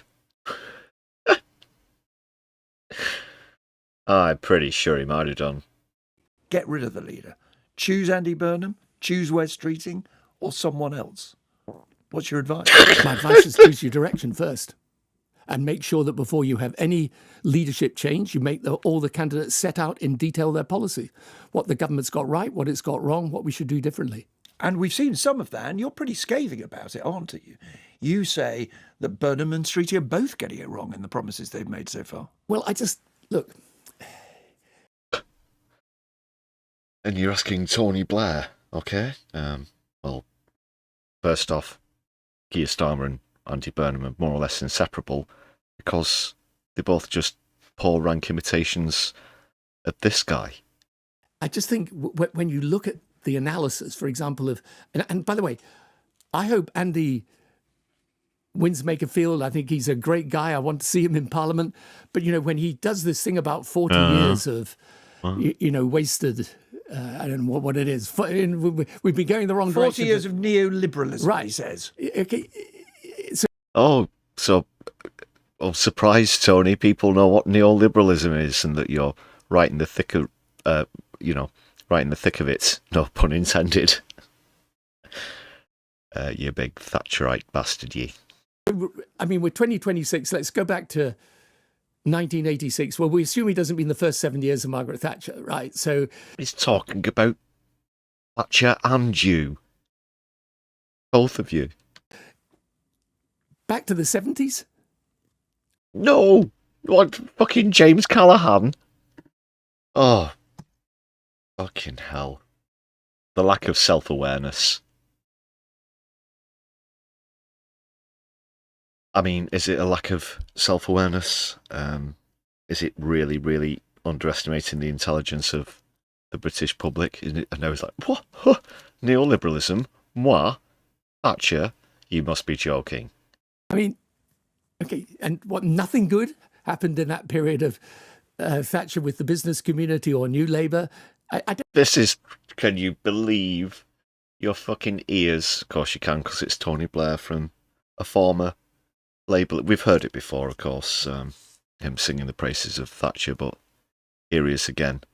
And what all you hear about is how she destroyed entire communities and laid off swathes of industry without giving them replacement jobs to go into, and deregulated the stock market, and also contributed a lot towards climate change as well, plus a litany of other things. The Falklands, not even getting a mention, and the way that she dissolved the unions. Yeah, this is what people remember, but now it's like, well, some businesses did okay. Fucking loads of money here. Fuck off. I think he really means that, but what I'm saying, if you're going to change leader, you've really got to force people to say where they stand, because otherwise you'll be in what I think was always a problem for Keir. And I'll be very honest about this, and I like him and I wish him well.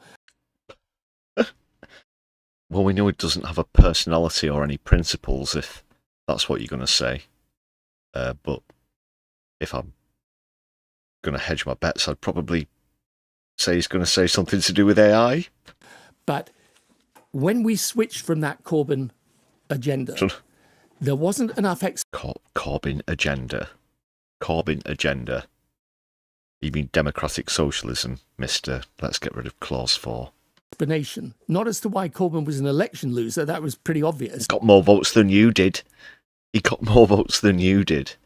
And he lost in 2019 because you and Keir Starmer deliberately undermined him, as well as your pal Mandelson as well. Get real, Tony. But why the whole agenda was wrong.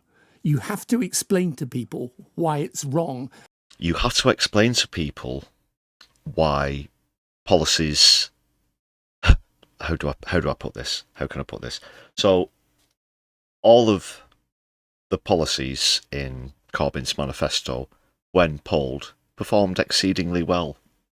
So you have to turn round to the British public and tell them why they were wrong in thinking that we need nationalised utilities, why we need fairer wages, all of the other things, the Green New Deal that was in there as well. Yeah, that's what you do. You're all wrong and I'm right because I'm Tony Blair and I'm rich and you're not.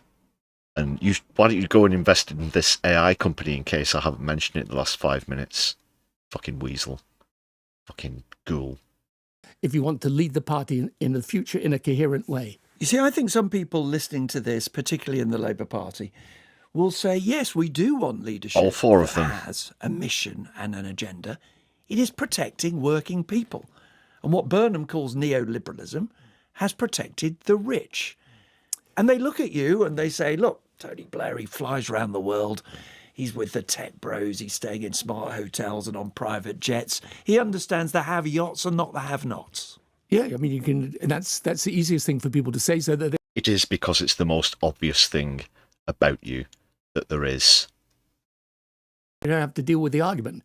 But by the way, when I was... That is literally dealing with the argument, because all of your suggestions only go to support the business class and the financial elites, so it is certainly relevant to the arguments and not putting it to one side or not addressing it by pointing out that you are a greedy, wealthy, vicious, evil, and you'll have to forgive the use of extra strong language here, but what a massive cunt.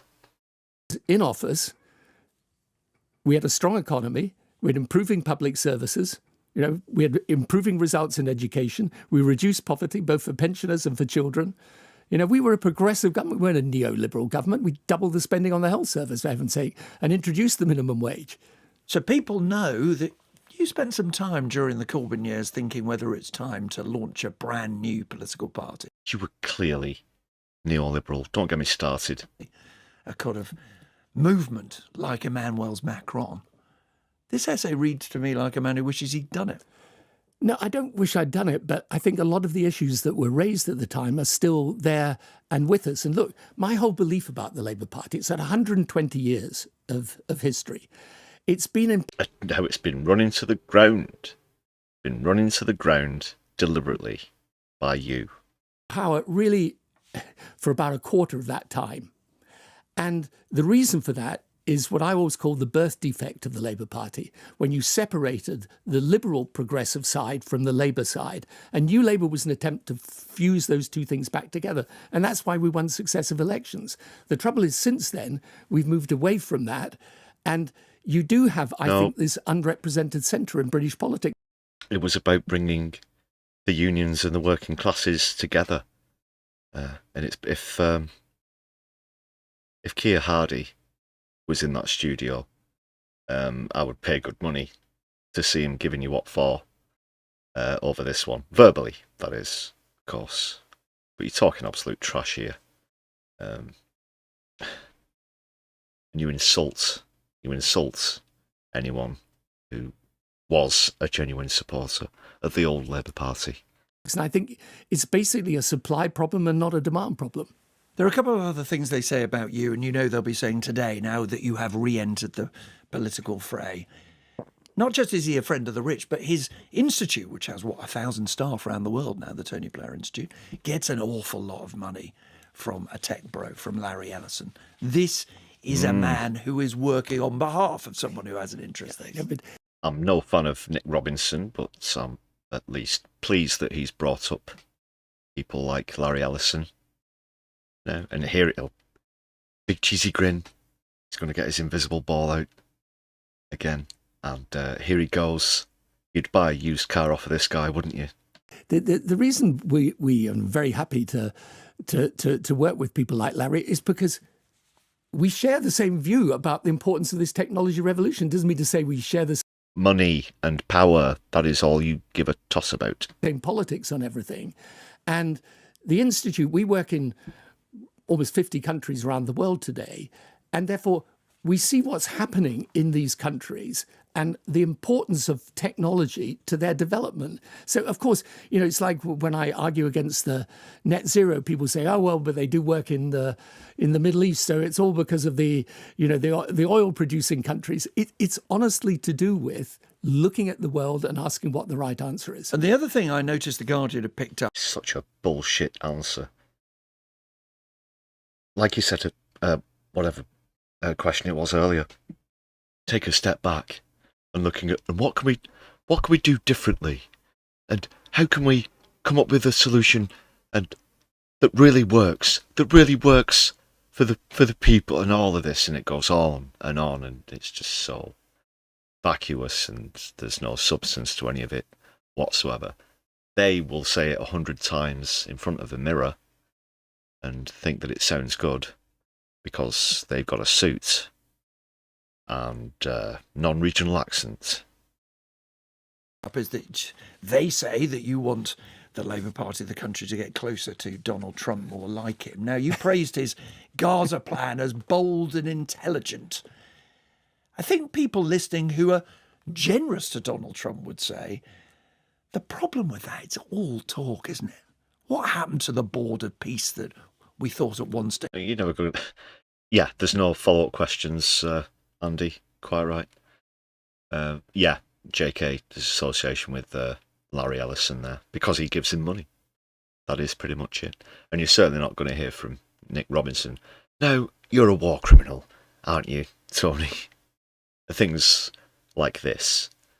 And he's not pressing him on anything. It is just, okay, Tony Blair has responded. So you're all going to have to accept that as the truth, I guess. But what if you put Zach Polanski in that same seat? Do you think it'd be free reign city like it is? This isn't an interview. This is like a infomercial with some weird nostalgic, sort of flavourings to it as well, but not good nostalgia in UK politics. It's just really bizarre.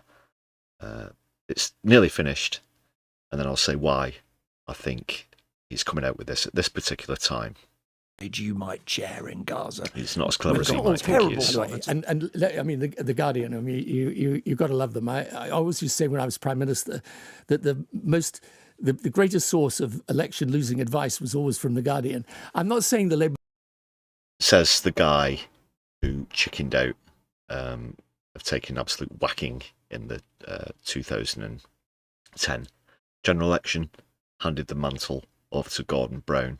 Yeah, the collapse of the world housing market is coming just around the corner. You take over, everything will be cushy. I certainly don't want to stand in the next election. 91 seats. 91 seats they lost. The party should love Donald Trump, get close to Donald Trump. I'm simply saying the American relationship matters to Britain. And on Gaza? And on Gaza. Look, we put together a plan that ended the war. Now,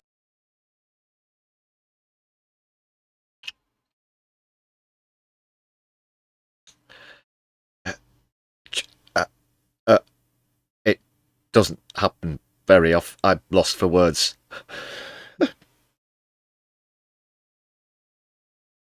Tony Blair put together a plan to end the genocide and illegal occupation. I think you'll find it is, Tony, not a war. Did you? Don't seem to remember. Oh, is he talking about the 20-point bullshit from the Board of Peace, which wasn't worth the paper it was written on, and what you thought that Benjamin Netanyahu would bow to all of that? Is he really trying to make the claim that he's ended the occupation of Gaza? At the moment, you've still got some fighting going on. You've still got a dire situation for the people. Actually, this next week, we will have further negotiations with Hamas because... It's over. There's just still, murders happening daily and an ongoing illegal annexation of Lebanon at the same time, I might add, with some horrendous attacks in the southern city of Tyre taking place probably whilst this interview was being conducted. We need to move this new government into Gaza, and we need Hamas to agree that this government should be in control of Gaza. So it's a very tricky, difficult situation, but we have, if the plan is allowed to work, it will give Gazan people a fresh start with a new Palestine. You could really do with kind of blaming the culprits for this one, Tony. That is obviously Israel. Palestinian government. Andy, thanks a lot for the gifted membership, brother. Solidarity. I'll update the total right away. Can we big up Andy Carter in the chat, please, everybody? Thanks again. And a large amount of funding behind it. Let's be clear, you're not on the Board of Peace, let alone chairing it, but you've just said we. No, you're involved. No, there's a lot of misunderstanding about this. The Board of Peace itself is sitting leaders. Right, underneath that is an executive bullshit, board, and Tony. I'm on that. And it's nothing. Therefore it is we when it comes to... You can't just get together a bunch of ghouls and say, now we're the leading authority on this. No, absolutely not. Gaza. Now, you're in another we, which is the Trade Union of Former Prime Ministers. We've had two of them on the programme today. I want to end by asking if you could advise whoever is the next Prime Minister, after it's over, they're in office, there's an envelope in front of them, and you've got a line or two of advice you can give to the next Prime Minister of this. It's already fucking happened. Have you not heard of the Keir Starmer project? This happened before he went into the office, not... I mean, anything that Starmer would say to him would be the same as well. Country. Come on, Nick. What would it be? Well, first of all, I'd start with an expression of sympathy and solidarity. But the advice I would give is get the best people in from wherever they are, who understand the world, who understand how it's changing, and who can give you a proper, worked-out, coherent strategy for putting the country back on its feet. It's possible. Well, they might not have thought that yet. They might have sat down, well, just get me the worst possible people imaginable. Well, that's the end of that. Goodness. I have to say that was challenging on the old nerves there. Complete toilet from Donald Trump. Donald Trump? Complete toilet from Tony Blair. Oh, awful, awful. Very poor indeed, ladies and gentlemen.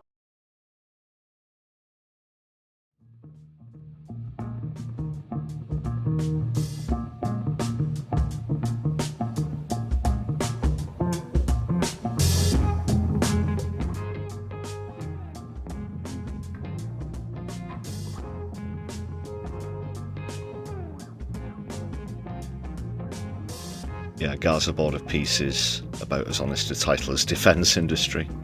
That's all it is, yeah, just the industrial, military, complex committee, whatever.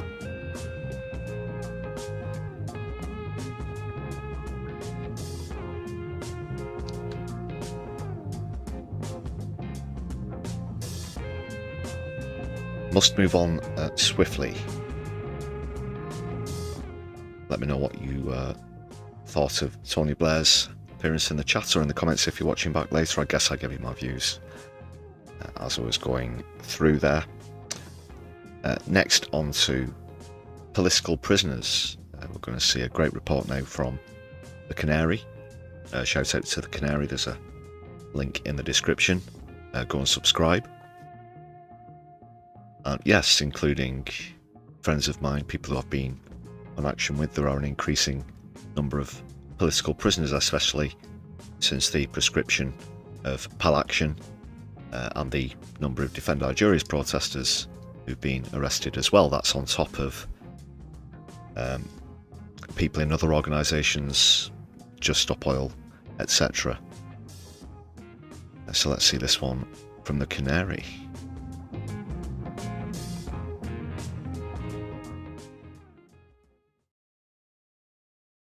282 people jailed, sometimes for very long periods of time, for taking direct action on climate and on the genocide in Gaza. This is an incredible response by the British state and by the British courts. And if you dig a bit deeper into our report, Britain's Political Prisoners, published by Queen Mary University of London and Defend Our Juries, you find that the sentences very often are more lenient than the long periods of time that people have been kept on remand. Some people have been kept on remand for 90 weeks, and many of them have ended up with shorter sentences. Sorry about the audio, I'm not sure what was happening there. That's on the original clip, apologies. Than the remand periods. And by the way, frequently are held on remand for much longer than the statutory minimum period of 6 months. But we also find that 1 in 3 of people who've been imprisoned for their protests have been imprisoned for 6 months. 1 in 5 for more than a year. This is an incredible response, and it's now been inflated because many of those people are being labelled as terrorists. Not only labelled by terrorists, but the anti-terrorism laws are being used to prosecute them, and actually are being used secretly in court cases when juries don't even know that they're being that they're going to be sentenced for a connection to terrorism, as in the case of the Filton Six. So this really is a crisis in the justice system. It's a crisis in British democracy, and our report spells out exactly what needs to be done to reverse that crisis, or to at least push back on some of those extreme measures. The issue is that when those cases go to juries, when the juries hear the full defence and they hear the full facts of the case, invariably they find people are found not guilty. And so the state has a problem. The British state has a problem because juries are not doing the work that they expect them to do. So what is the response? The response is to completely undermine the jury trial and to make sure that juries are weakened in terms of what they're able to hear, but also to withdraw jury trials for a very large number of cases. And that. This is exactly what Shabana Mahmood wants to happen, what David Lammy wants to happen as well, of course. And we cannot allow it. We cannot allow it if there is going to be any real justice in the UK, because the information that is being denied, these juries are being denied, really beggars belief. That's exactly what's going on right now with the Labour government's proposals to weaken the jury trial. So on June the 12th, the sentencing in the Filton 6 case, there are a number of reasons that we might expect a very, very harsh sentence, and we have to be looking at that very closely. Not least because basic facts in the case, not just the defence, but basic facts in the case were withheld from the jury, but also very basic information about the sentences.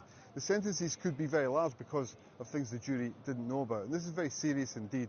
And it's a real indictment on our criminal justice system that something like this could happen. So I think that will be a key moment, and a key moment that we'll be watching very, very keenly indeed. It will. It will be pivotal. It will certainly be a very telling and fundamental moment in the history of British justice, and let's hope that true justice is actually done. Plants McGee, of course, I'll give a shout out for that at 9 AM today. I'm assuming you mean today being Thursday, just gone into the very early moments of Thursday. But Parliament Square, London, Court of Session may wipe out the prescription of PAL action in Scotland. We'll wait with bated breath on that one, as we will the results of the trial of the Filton 6. Wish them all the very best of luck. And of course, where Defend Our Juries are concerned, an organisation which I support, many people who I know are amongst those number of political prisoners. Wish them all the best and solidarity with their cases as well, including actually viewers of this very channel indeed. In Edinburgh, not London.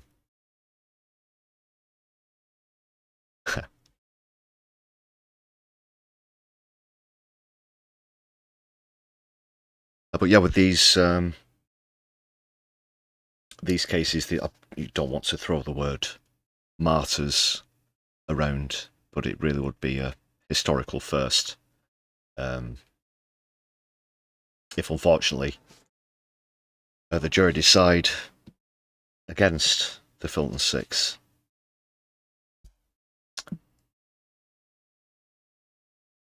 I'm going to kind of use that topic because, of course, as I've mentioned before, friends of mine from JSO, current political prisoners as well.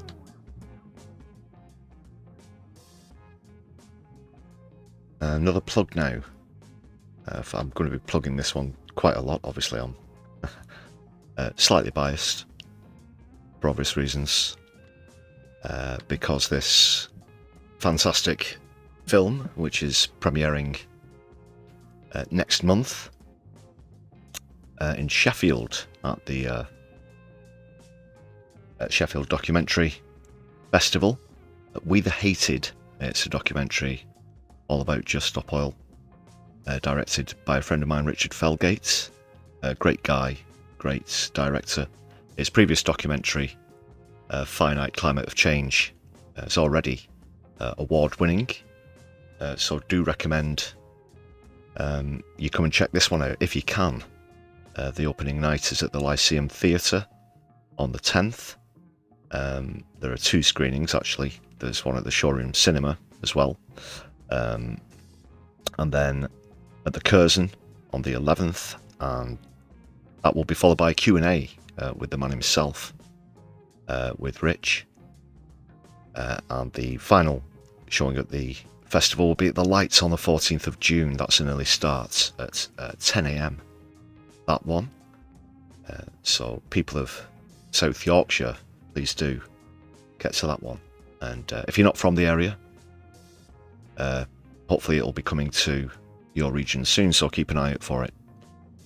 I'm going to be going to one of those dates, at least one of those dates. I'll see if we can grab a word with director Richard Felgate while we're there as well. Yeah, it's going to feature a lot of people who I know. It's going to be quite emotional for a lot of us, I guess. Yeah, I might be in it, I don't know. Have to wait and see. So that's going to be something I'm going to be plugging regularly here on My Left Eye, because I know he puts a lot of work into his films, and I've worked alongside him in filming as well, whilst doing media for JSO. So yeah, awesome guy.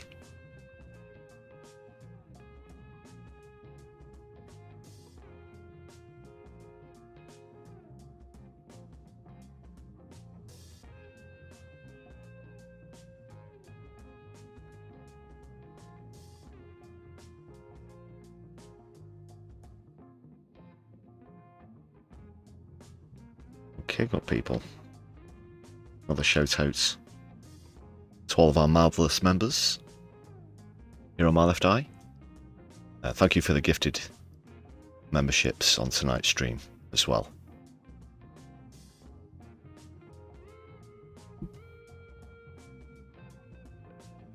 Yes, final reminder, please do press appropriate buttons, thumbs up, notification bell. If you want to join this list of awesome people, it's just 99p, lots of perks for you to enjoy. Just 99p there. It's a fraction of the price of a tasty hot beverage, you know.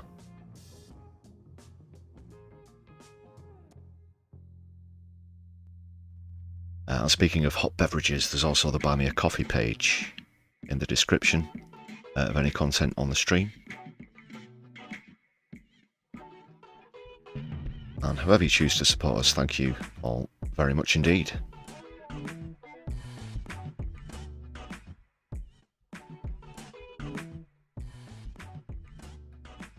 Stay exactly where you're located, people. I'll be getting off in a few moments myself, but we are going to raid in to some other comrades. Let's see who's around.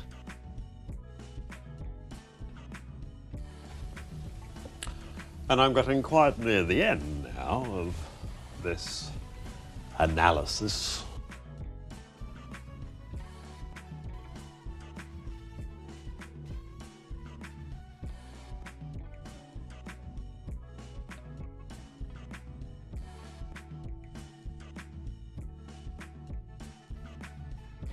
Right, here we go.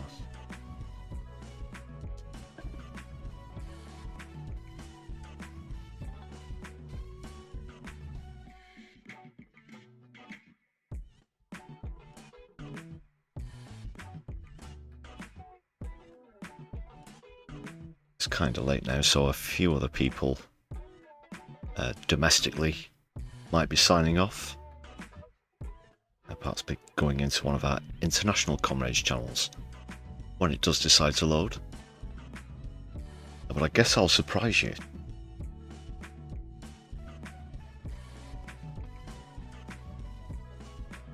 And I'll be back, later on in the week. I look forward to seeing you then. I've been your humble host, Lefty. This has been the Brews at 10 on My Left Eye. You've been a fantastic audience. Thanks for joining us this eve. Power to the people. Free Palestine, Lebanon, Sudan, on Yemen. Don't let the bastards grind you down. Don't watch the news, be the news. My left eye will be seeing you very soon. Good night, people. Solidari-Tea.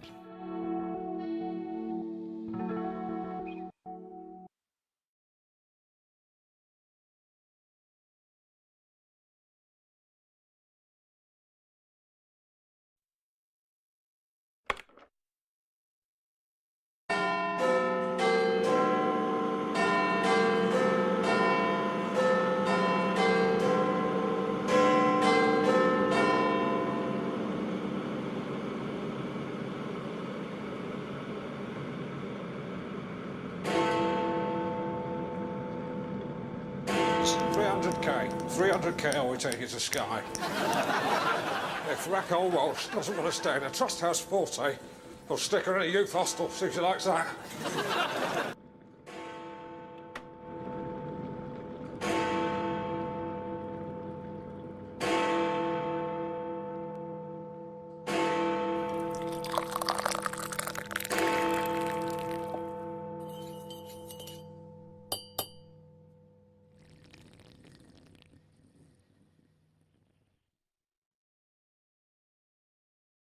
The door is open and you can leave.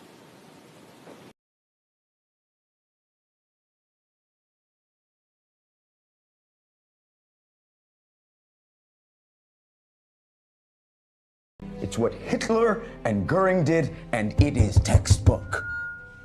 And if you think the next time it happens, we're gonna recognize it because they're wearing scary uniforms, you're out of your damn mind.